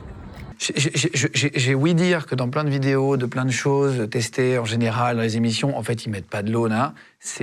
On vraiment joue le jeu, sinon ça n'a pas d'intérêt. C'est vraiment l'eau de la Seine. C'est vraiment l'eau de la Seine. Filmé hier. l'eau de la Seine, Merci j'ai d'être filmé, allé la vous avez la chercher. preuve. Merci Avec beaucoup. plaisir. Avec plaisir. Alors, on va la mettre. Tac. Faut enlever les poissons. C'est quoi, on va mettre tout. Ah, ça me donne envie de vomir et tout. Vraiment, c'est dégoûtant. Parce que là, on se rend vraiment compte que c'est... Là, on voit que... Hop. Est-ce que vous voulez commencer ou je commence? Il n'y a pas de problème. C'est comme vous voulez. Sans aucun problème. Vraiment sans souci. Michel a vécu 7 ans dans la forêt, c'est pas ça qui va lui faire peur. J'ai fait tellement Faut pire. tirer fort, hein. Vous en avez de l'eau, là, oui?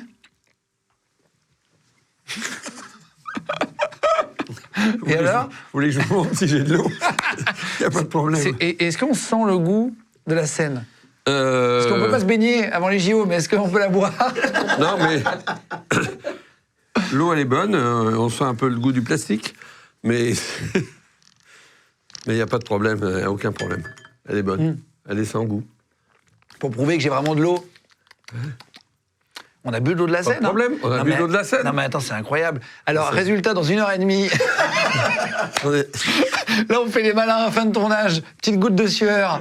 Il faut finir vite le tournage. Non, et ça marche très, très bien. Et je sais qu'il y a plein de compagnies qui font ces pailles-là et qui les vendent à prix coûtant en Afrique pour aider dans les endroits où il n'y a pas d'eau. Et on peut boire vraiment de l'eau qui est même plus sale que ça, et ça passe, quoi. C'est assez impressionnant. J'ai même essayé de boire du soda une fois avec, du coca, je crois. J'avais aspiré, j'avais comme que de l'eau dans la bouche. Ça avait arrêté absolument tout. Extraordinaire, ça. C'est vraiment assez impressionnant.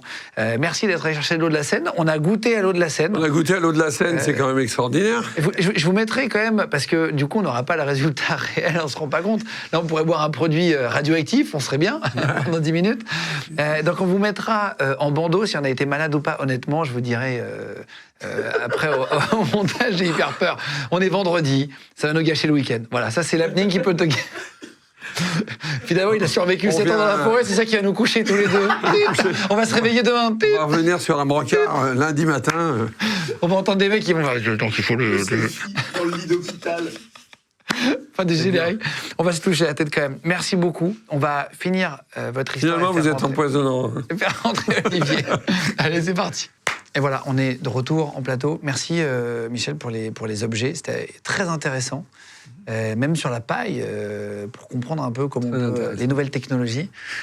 Petite question qui n'a rien à voir avec votre histoire et qui est drôle, mais vous qui avez vécu 7 ans dans la forêt, qu'est-ce que vous pensez de Koh-Lanta? Moi, ma position sur une émission comme ça, c'est passionnant au niveau Oui, c'est des... génial. Non, c'est passionnant au niveau des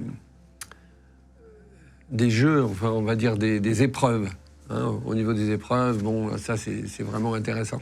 Par contre, les problèmes d'organisation des candidats quand ils arrivent sur une île ou quand ils arrivent sur un truc, là, chaque fois, je me dis, mais c'est pas possible d'être aussi maladroit, c'est pas possible de faire des cabanes qui pissent la flotte de partout, c'est pas possible de...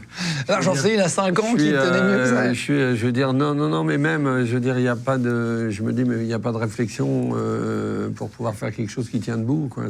C'est souvent les pauvres, ils sont là, bouffés par les moustiques, avec le truc qui fuit. Donc... c'est plus drôle aussi à l'image. Oui, c'est bien à l'image, c'est peut-être scénarisé comme ça, mais Ouais, je veux dire, il y a quand même parfois des moments où, bon, même pour faire du feu, quoi, le feu avec un morceau de bois, c'est quand même pas compliqué à faire, et quand on voit la manière dont ils s'y prennent, c'est quand même un peu dur, quoi. Ouais.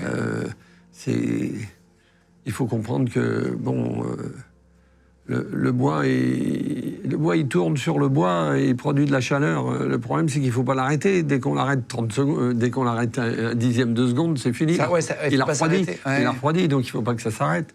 En plus de ça, aller chercher des brindilles pour pouvoir commencer à faire du feu, etc., c'est aussi compliqué, alors qu'on a sous la main un morceau de bois sec. On a tout ce qu'il faut, il suffit de râper avec un couteau pour faire de la freusille, et elle va être forcément en bois sec, et c'est là où on va te faire tourner. Sur de bois, quoi. C'est là où on va faire tourner. Donc, en fait, voilà, il se complique la vie pour des choses qui sont finalement pas si compliquées que ça.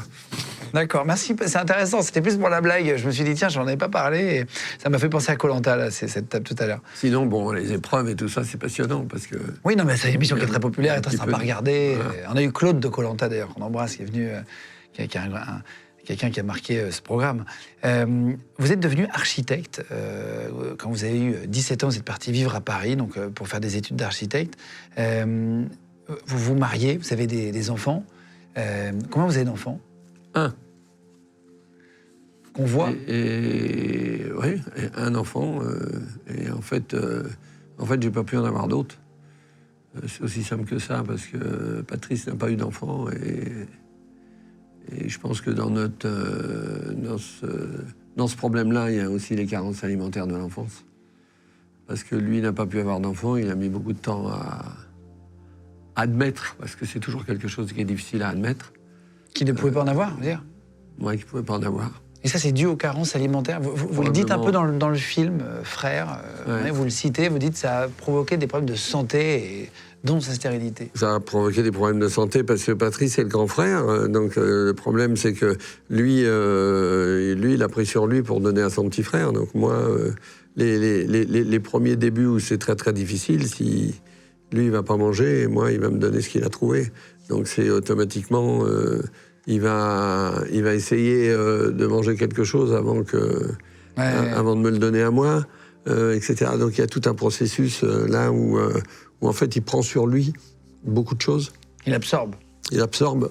Et donc il y a certainement eu des carences qui ont fait qu'il a eu pas mal de soucis intestinaux, il a eu pas mal de soucis...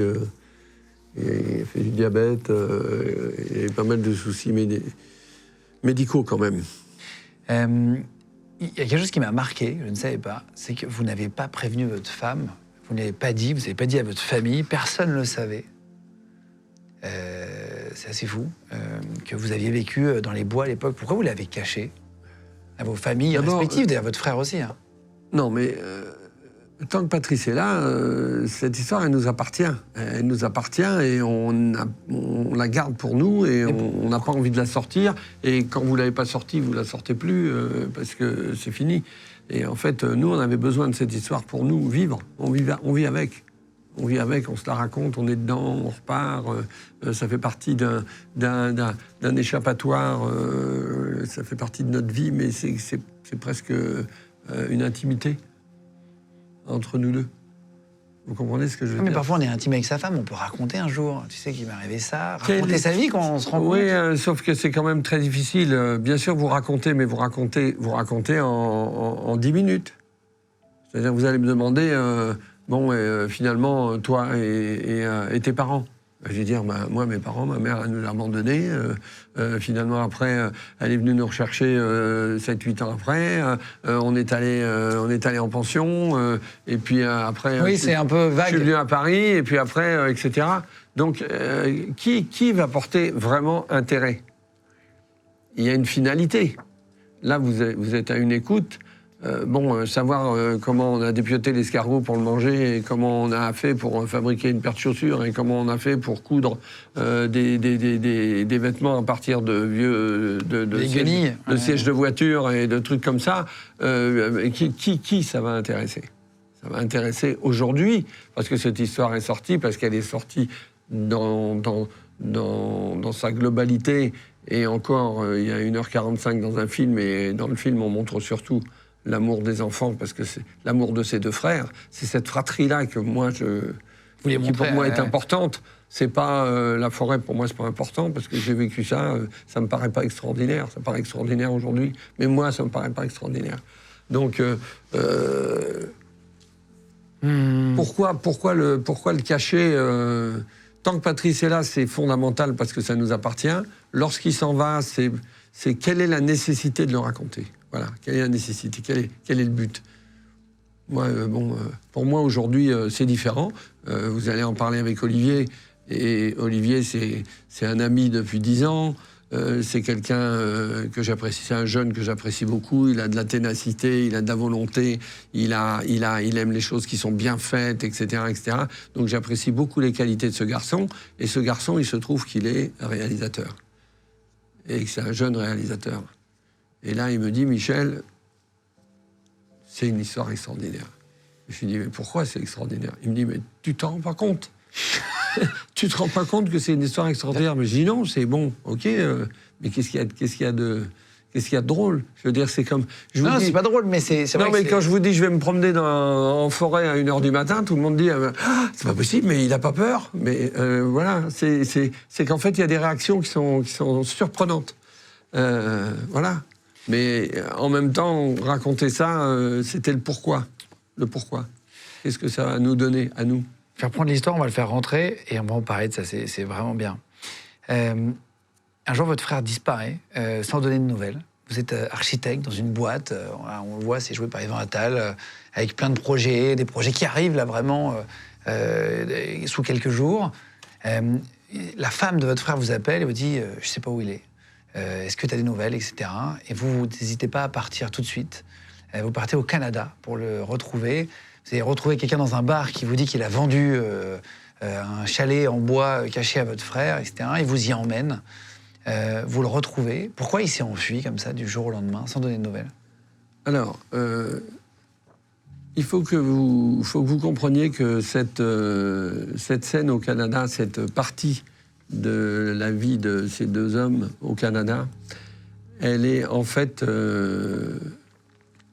pas romancée, mais c'est une transposition de quelque chose que j'ai en moi. Lorsque Patrice décide de se tuer, à ce moment-là, il me dit Michel, je veux plus vivre, j'en ai marre, on a trop souffert, c'est trop difficile, etc. Donc, à ce moment-là, moi, je suis en rapport avec le Canada. Je travaille avec un architecte, Michel Dallaire, au Québec. Donc, je fais plusieurs voyages au Canada et tout. Et je dis à Patrice, tu sais, si tu veux, on part tous les deux. On va 3 semaines au Canada. Et je pense que peut-être que ça te fera du bien, peut-être que j'arriverai à te sortir de ces problèmes terribles que tu n'arrives pas à maîtriser. Pour moi, j'ai moins de soucis, donc cette fois-ci, c'est moi qui pourrais t'aider. Et en fait, il me dit non. Mais quand je raconte ça à Olivier me dit Michel, la magie du cinéma, c'est que ce que tu me dis avec tant d'émotion par rapport à ce que tu aurais voulu pour le sauver, par rapport à ce que tu aurais voulu qu'il existe, eh ben, moi, je vais te le faire vivre au Canada. Et je te promets que ce que tu as rêvé pour le sauver, je vais te le faire vivre. Et tu verras les images. Et c'est vrai que la première fois que j'ai vu le film, je suis tombé en larmes. Parce que je nous ai vus tous les deux là où j'aurais voulu être pour le sauver. Voilà, c'est pour ça. Donc ça a été très, très émouvant. Donc cette partie-là, elle est en fait la transposition d'un rêve qu'Olivier a mis dans ce film. Et je suis vraiment très content que ça existe. Parce que, en fait, pour moi, c'est une vérité transposée. Et c'est vraiment quelque chose que j'aurais aimé, quoi. Il vous envoie vraiment une lettre? Oui. Ça, c'est Bien sûr, que j'ai toujours. Il vous envoie une lettre parce qu'il décide de partir? Que j'ai toujours une lettre où il me dit, dans cette lettre, il me dit que bon, c'est irréversible. Il reprend l'histoire de sa mère, des enfants, le fait de ne pas avoir d'enfants. Il reprend ces différents mariages qui ne fonctionnent pas. J'ai réussi dans la vie, j'ai tout ce que je veux. J'ai une maison, j'ai un bateau sur le Rhin. Vous travaillez ? Oui, il travaille. Il est directeur de la clinique de Schirmeck. Il est directeur d'une grosse clinique. Donc il n'y a aucun problème au niveau de sa situation. Il a tout ce qu'il veut, entre parenthèses, donc dans la vie. Pas de problème, il a sa maison, il a son bateau, donc tout va bien. Mais en fait, rien ne va. Tout va bien, mais rien ne va. Il va mal intérieurement. Tout va bien devant, mais rien ne va au fond. Et au fond, il y a toujours ces chimères qui surgissent, ces problèmes qui ne se solutionnent pas. Et encore une fois, on a commencé par la fin, on a commencé par le meilleur. Ça veut dire beaucoup de choses. Ça veut dire que j'arrive pas à m'apaiser. Lorsque j'étais enfant, j'avais pas ces problèmes. Et là, maintenant que je suis rentré dans la vie avec toutes les contraintes et les rencontres et les difficultés et le partage avec... Même le partage avec des amis, c'est-à-dire qu'il va même à 40 ans, vous rencontrez des gens qui vous racontent leur vie, qui sont issus d'une famille, qui ont été heureux, qui ont des enfants, sont partis en vacances, ont été au ski, ils ont été au truc, etc. Ça revient, vous repartez en arrière, vous. Et à ce moment-là, qu'est-ce qui revient? C'est bon sang, mais pourquoi on a vécu ça? Pourquoi on a vécu ça? Pourquoi on a été une pension comme ça? Pourquoi on a eu ces contraintes? Pourquoi? Et le pourquoi, un jour, il explose. Voilà. Et si aujourd'hui, moi, je vous dis que, encore, même à mon âge, je pars tous les ans, je prends mon sac à dos et je pars tout seul, et j'ai besoin de passer 8 jours dans le désert, c'est parce que quand je suis là, je suis totalement coupé du monde, et ça me permet de faire un reset. Dans le film, à un moment donné, il prend un fusil, votre frère, et vous avez mis des bâtons de bois à la place des cartouches. Ça, c'est la compréhension du geste qu'il va faire. C'est quelque part une jolie, très beau, une très belle scène, ouais. Mais ce qui simplement veut dire j'ai compris. C'est-à-dire je sais que tu vas partir. Et moi, Patrice, c'est exactement comme ça que ça s'est passé. Quand il m'a dit ça, au départ, je lui ai dit oh, c'est parce que t'as un coup de mou, ça va pas, etc. Donc il y a le moment où je dis bon, c'est parce que t'es pas bien, t'es un peu en dépression, etc. Mais non, il y a un moment, je sais. Ah oui. Donc il y a un moment, je lui dis je sais que tu vas partir, je sais que maintenant c'est fini. Avant qu'il se tue. Oh là là. Et d'ailleurs, Patrice me téléphone en me disant Michel, prends ta voiture, monte à Strasbourg. Demain matin, je serai plus là. C'est vrai? C'est plus que vrai. C'est comme ça que ça s'est passé. Et je suis arrivé à 9h du matin. J'ai fait la route vous imaginez, à toute vitesse. Et je suis arrivé. Il n'était plus là depuis 3 quarts d'heure. Oh là là. La scène avec sa femme, où il prend une belle bouteille de vin la veille, c'est un moment qu'il a vécu. C'est son épouse qui me l'a raconté. Il l'a invité au restaurant la veille, il a pris une belle bouteille de vin. C'est son épouse qui me l'a raconté en disant on a passé la veille où Patrice s'est tué, on a passé une superbe soirée. Incroyable. Donc en fait, on l'a mis dans le film parce que c'est pourquoi on l'a mis dans le film, c'est pour montrer que tu sais, il y a une scène où Olivier a merveilleusement voit l'œil et il dit quand quelqu'un a décidé de partir, il n'y a rien qui peut l'arrêter. Et en fait, il a prévu. C'est là. Parce qu'on peut dire que quelqu'un se suicide, c'est un coup de tête. Là, c'est pas un coup de tête. C'est une accumulation de choses dans la vie qui font que on arrive à un point de non-retour et au moment où le point de non-retour est atteint, c'est fini. Rien va pouvoir le sauver. Et même cette histoire, même moi qui lui dis je suis prêt à tout quitter, je peux quitter ma femme, mes enfants. C'est fou ça. Je peux tout quitter, mais Patrice, ne pars pas, reste avec moi. Ouais. Non. Il me dit Michel, il me dit de toute façon, je vais te dire une chose, il faut que je parte pour que tu survives, pour que tu vives. C'est dur. C'est dur. C'est vraiment dur. Parce que ça tourne dans la tête, même encore aujourd'hui. Hein. Et ce qui se passe après, c'est que vous parlez à votre famille pour la première fois, réellement. Vous vous mettez autour d'un canapé, en tout cas dans le film, ça se passe comme ça, et vous leur expliquez pour la première fois. Et ça décante quelque chose. Ça permet de débloquer quelque chose. Non. Non? Pas particulièrement. Dans la vraie vie, non? Ça déclenche ça déclenche un intérêt. Ça déclenche qu'on va se prendre dans les bras et puis se dire mon pauvre Michel, ce que tu as vécu, etc. Et en fait, c'est presque pas une bonne réaction. Parce que ce vécu-là, c'est pas celui-là qui est dur. C'est celui du retour. Il faut bien comprendre dans cette histoire que c'est pas le début qui est dur, mais c'est le retour dans la société. C'est qu'en fait, avoir atteint un nirvana au niveau du bonheur, au niveau de la liberté, au niveau de tout ça, la question à se poser, c'est Où est la vérité? Est-ce qu'elle est là quand on était enfant? Ou est-ce qu'elle est maintenant quand on est dans la société? Est-ce que la société n'est pas encore beaucoup plus dure qu'avant? Qu'avant. Voilà. Donc c'est ça qu'on peut se poser cette balance-là.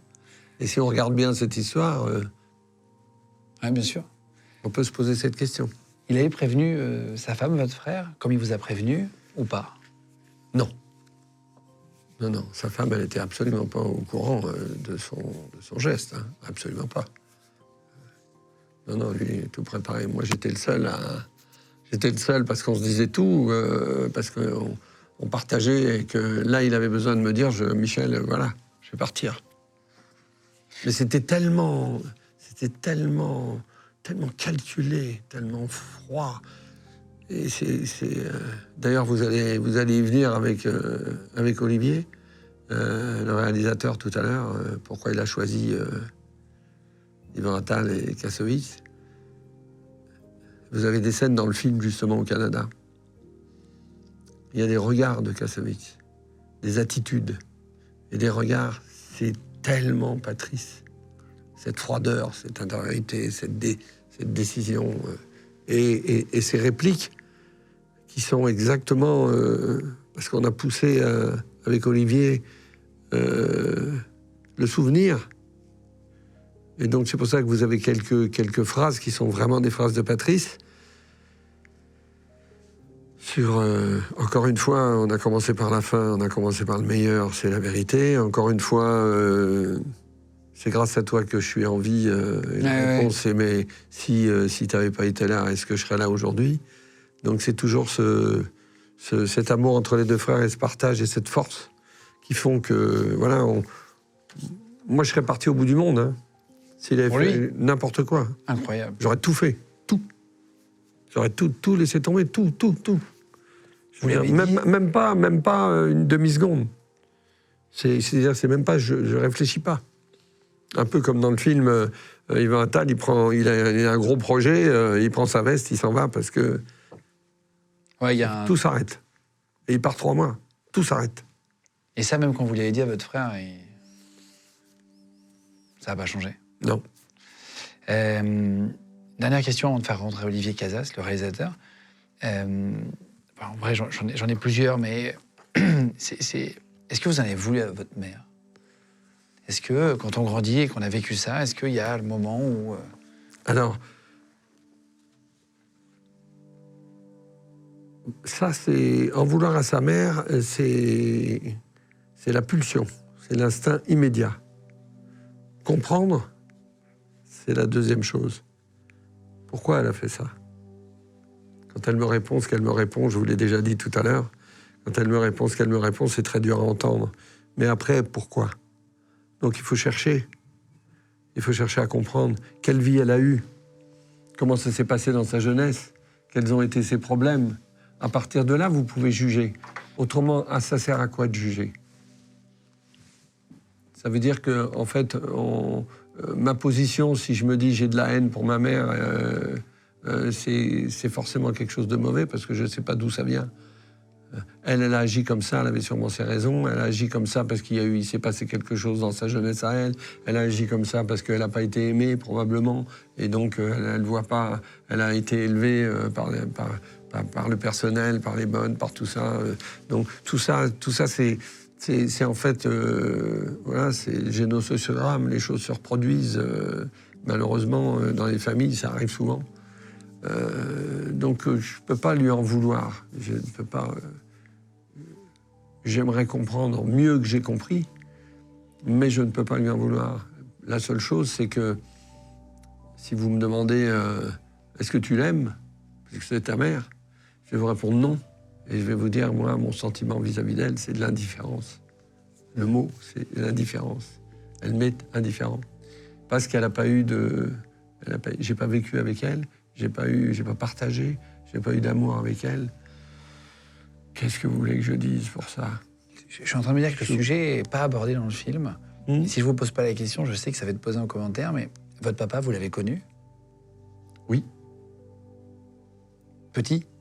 Non. Après? Je l'ai rencontré à 92 ans. Il avait 92 ans. Oh, wow. Il m'a reconnu à 94 ans. Incroyable. Et il est mort à 102 ans, il y a 3 ans. Et j'ai passé 10 ans de ma vie merveilleuse avec lui, avec le bonheur de prendre le train, d'aller dîner tous les lundis soirs à Tours avec lui, et d'échanger tout ce que... Ouais, de j'ai rattrapé. Et j'ai pu lui raconter cette histoire, et j'ai pu lui dire que j'avais un ami qui allait faire un film sur cette vie, etc. Et il m'a dit, même si ça me fait mal, raconte-moi. Même si j'ai ma part de responsabilité extraordinaire là-dedans, raconte-moi. Waouh. Et donc, vous imaginez qu'on a passé des moments d'émotion avec lui formidables. Et puis, il avait 92, 95. J'ai eu mon père de 92 ans à 102 ans. 10 ans. C'est incroyable. Formidable. C'est formidable. Et ma mère, pour une petite anecdote, ma mère, elle m'a reconnu en 1971, parce qu'elle ne m'avait pas reconnu à la naissance. Elle m'a reconnu en 1971. J'étais donc orphelin, de mère inconnue et de père inconnu. Et dans ma vie, ma mère, un an avant de mourir, elle m'a reconnu. Donc j'ai une mère qui m'a reconnu, et aujourd'hui, j'ai un père qui m'a reconnu. Incroyable. Donc la boucle est bouclée. Et de Robert, c'est le nom de votre papa? C'est le nom, c'est le nom de jeune fille de ma mère. D'accord. Okay, Parce qu'en fait, on est des enfants adultères, hein, puisqu'on a été conçus En avant mariage. qu'elle ait divorcé. Ah oui, ok. Voilà. Merci pour toute cette explication. Là, ça va être comprendre bien l'histoire. Hein. Vous avez vraiment l'histoire du film. On va faire rentrer le réalisateur pour terminer. J'ai quelques petites questions à lui poser sur pourquoi il a fait le film, comment, etc. On le fait rentrer. Olivier Casas. Bienvenue, Olivier. Merci. Voilà, Olivier, on en a discuté un petit peu avant. Olivier Casas, c'est pas Cassas, comme certains journalistes l'ont appelé en interview. Déjà, bravo, parce que c'était un des premiers à pas l'écorcher. Non, mais chaque fois que je le vois, c'est Casas. C'est pas... Il m'a demandé... Et j'ai demandé parce que j'ai dit, attends, c'est bien Casas, on est d'accord. On a eu des bonnes rigolades avec ça. T'as rencontré, t'as réalisé le film. Déjà, félicitations, j'ai dit avant, mais je vous remets le lien. Et allez au cinéma, allez le voir en salle, profitez-en pendant qu'il est en salle. Si vous voyez cette émission dans quelques mois, allez le voir en VOD, mais consommez-le, il est vraiment génial. Ça fait longtemps que j'ai pas Louis qui regarde les films avant qu'on prépare les émissions, qui rentre dans mon bureau en me disant « Oh là là, incroyable, il avait les yeux... » Il te l'a dit, hein, il vous l'a dit, il a pleuré même en regardant le film. Il est vraiment très beau, donc félicitations. Merci. Comment ça s'est passé la rencontre, juste pour comprendre? C'est intéressant de comprendre la genèse du film. La rencontre, en fait, avec Michel, on est amis depuis pas mal d'années, dans un café qui est pas très loin d'ici, dans le 17e, qui s'appelle le Bouquet Wagram. Et on a pris l'habitude, moi ça a été mon bureau pendant très longtemps, parce que quand on commence à écrire, ce qui est compliqué, c'est de pas lâcher la rampe. Donc quand on reste chez soi, généralement il y a l'appel du canapé, de la télé, enfin c'est une catastrophe. Donc il faut déjà sortir de chez soi. Les enfants qui font du bruit. J'avais pas d'enfant à l'époque, j'avais même pas cette excuse-là, tu vois. Mais et donc je passais mes journées dans ce café du matin au soir. Et avec les années, il y a une bande qui s'est formée le matin, une bande de copains. Et on a pris l'habitude de se retrouver, de démarrer la journée ensemble. Donc, tu bossais pas plus que ça finalement. Non, alors à ce moment-là, je bossais pas comme ça, t'as raison. C'est peut-être pour ça que ça a mis autant de temps d'ailleurs. Merci, j'avais pas vu. Et dans cette bande de copains, il y a des profils très différents, des âges très différents. Et pour moi, Michel, ça a toujours été l'architecte de la bande de copains, de cette bande. Dans le 17e, on est dans un quartier haussmannien. Michel Paul de Robert de la Frégère, donc tu vois, un statut social et très élégant. On se dit pas qu'il a vécu dans la forêt pour ça. On est d'accord. Et on se retrouve à passer un week-end en Ardèche chez un des amis dont Michel a restauré la maison et qui nous dit, bon, on inaugure la baraque, venez tous. Donc on se retrouve tous ensemble là-bas. Et pendant le week-end, j'ai surpris Michel au bord de la piscine à attraper un couteau et un bout de bois et à tailler son bout de bois comme l'aurait fait un Indien Cherokee. C'est vrai?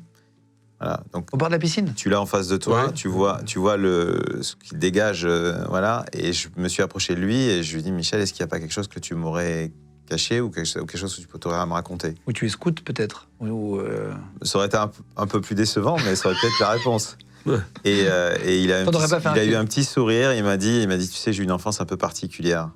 Et c'est parti là, en fait.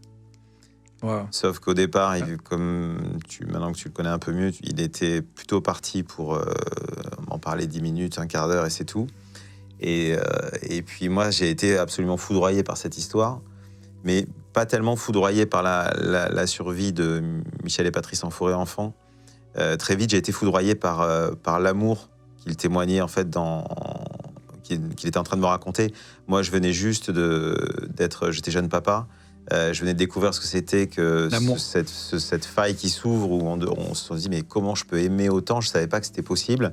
Et en fait, il était en train de me parler d'un amour encore plus absolu que celui-là. Je me suis dit, mais ils se sont plus aimés qu'un parent aime son enfant. Et ça m'a fasciné. Et à partir de là, je lui ai dit, Michel, il faut que tu m'en dises plus, il faut que tu me racontes. Et on a commencé à se voir régulièrement, par période. Ça a duré presque 5 ans avant que je puisse commencer à écrire, tellement la masse d'informations était dense, tellement aussi il a fallu du temps pour que Michel sorte tout ça petit à petit. C'était jamais lui qui m'appelait pour raconter. Si j'avais lâché l'affaire... Vous êtes taiseux sur cette histoire. Il n'aurait pas. Et je me suis dit à plein de reprises, je me disais, ça se trouve, il va me dire... J'aurais pu lâcher l'affaire en disant, bon, allez, Olivier, c'est trop difficile, c'est trop dur, parce qu'il y a forcément, dans un récit comme ça, il y a des périodes... Il y a des périodes magnifiques, on a eu des fous rires, on a eu... Bon, parce qu'il s'est passé plein de choses drôles aussi dans cette vie d'enfant. Mais évidemment, il y a d'autres moments qui sont très difficiles. Donc c'est vrai qu'on se dit, mais... Et puis, pourquoi je dis ça? Pourquoi je raconte ça? La question vient forcément. Mais à quoi ça sert? Pourquoi? À quoi ça sert? Pourquoi? Donc il faut à un moment poser les valises et puis se dire, mais finalement... pour moi, si je ne fais pas pour moi, je fais pour lui. Et il est tellement investi dans cette histoire et il s'est tellement pris, mais avec le cœur, il s'est pris dedans. Il est rentré avec nous. Je veux dire, quand il m'a lu le premier scénario, j'ai dit à Olivier, mais t'étais avec nous dans la forêt, c'est pas possible. Parce qu'il y a tellement de choses dedans. Et en fait, c'est ce qui a fait qu'on est allé au bout. Est-ce que tu as fait un entraînement en forêt? Pas du tout. Pour comprendre un peu ce que... Non. C'est une question que je me suis posée en regardant le film. Est-ce que le réalisateur va se former Non, pas du tout. Pas du tout. Non. Je me suis imprégné avec les années, parce que ça a vraiment duré longtemps, et même si j'ai fait un autre film entre-temps, mais je me suis imprégné, ça a vraiment infusé en moi toute cette histoire. Cette discussion, ça fera 9 ans cet été quand elle a eu lieu quand même. C'est fou. Donc c'est devenu un morceau de ma vie en fait. Patrice, il est mort il y a 30 ans, je ne l'ai pas connu, mais pour moi c'est quelqu'un qui a fait partie de ma vie. Tu vois, c'est très étrange comme sensation. Michel, aujourd'hui, on a développé une relation. Il y a 2-3 ans, il m'a envoyé un texto pour mon anniversaire en me disant « Bon anniversaire frérot ». Moi, j'ai grandi comme un fils unique, j'ai une sœur qui a 15 ans de moins que moi, que j'ai très peu connue. C'est vrai que j'ai grandi comme un fils unique. Aujourd'hui, j'ai trouvé un grand frère d'adoption, quoi, vraiment. Et avec un peu la même manière de fonctionner que Patrice et moi. Cette même manière de fonctionner, c'est-à-dire de complémentarité, en fait, dans cette histoire, entre un réalisateur et puis moi qui ai cette histoire. Il y a eu une complémentarité extraordinaire, c'est-à-dire qu'on ne s'est jamais... il n'y a jamais rien eu... jamais eu de problème. Vous n'êtes pas allé sur le tournage? Non. Sauf une fois, pour passer à l'antenne. Oui. Enfin, à l'image, on vous voit dans un plan de fin, mais qui est très joli d'ailleurs. Non, Michel n'a pas voulu. Il craignait à la fois que ça remue trop de choses. Et il m'a dit... et puis, surtout, il m'a fait une confiance totale. Mais vraiment absolue. C'est-à-dire qu'artistiquement, il n'est pas intervenu sur aucun choix. Il y a eu... On s'en est jamais parlé, mais ça s'est fait naturellement. On s'est dispatché nos rôles comme l'ont fait Michel et Patrice, quoi. La première fois que vous l'avez vu, le film, vous étiez ensemble ou pas? Ouais. Oui. On n'oubliera jamais. Ah oui? C'est sûr qu'on n'oubliera jamais. C'était d'une intensité. Un moment, Pourquoi? Parce que, imagine que il n'avait pas vu un seul plan et il voit le film monter. C'est fou. Tu montres... Déjà, moi, je sais que la première fois que je lui ai remis le scénario, la première version du scénario, déjà de remettre le scénario de la vie de quelqu'un, c'est quand même c'est quelque chose de particulier. Bien sûr. Mais montrer un film, quand t'as pas assisté à une seule journée sur le plateau, que t'as pas vu un bout de scène, un plan dans le sur l'écran du combo, enfin, où t'as pu un peu avoir une distance avec le film, là on te projette le film de ta vie, quoi. C'est un truc... moi, j'ai appréhendé énormément ce moment, pas de peur qu'il n'aime pas le film, parce que je pense que je m'en étais tellement imprégné que j'étais sûr que je serais fidèle à son histoire, mais pour la charge émotionnelle, j'avais très très peur. Je me suis dit, ça va être un... Ah, c'est chaud à montrer. Hein. Ça va être trop dur, quoi. Vous l'avez revu direct après? Vous l'avez revu plusieurs fois? 4 fois, pour l'instant. C'est vrai? Wow. La 4e fois que je vois le film pour l'instant, mais il n'y a rien à faire. La charge, elle est terrible. Elle est toujours là. Vous êtes fier du film? Quand j'ai vu le film la première fois, j'étais bouleversé. À tel point qu'il y a même des parties du film que j'ai pas vues. Tellement j'ai été pris dans le cinéma et la vérité.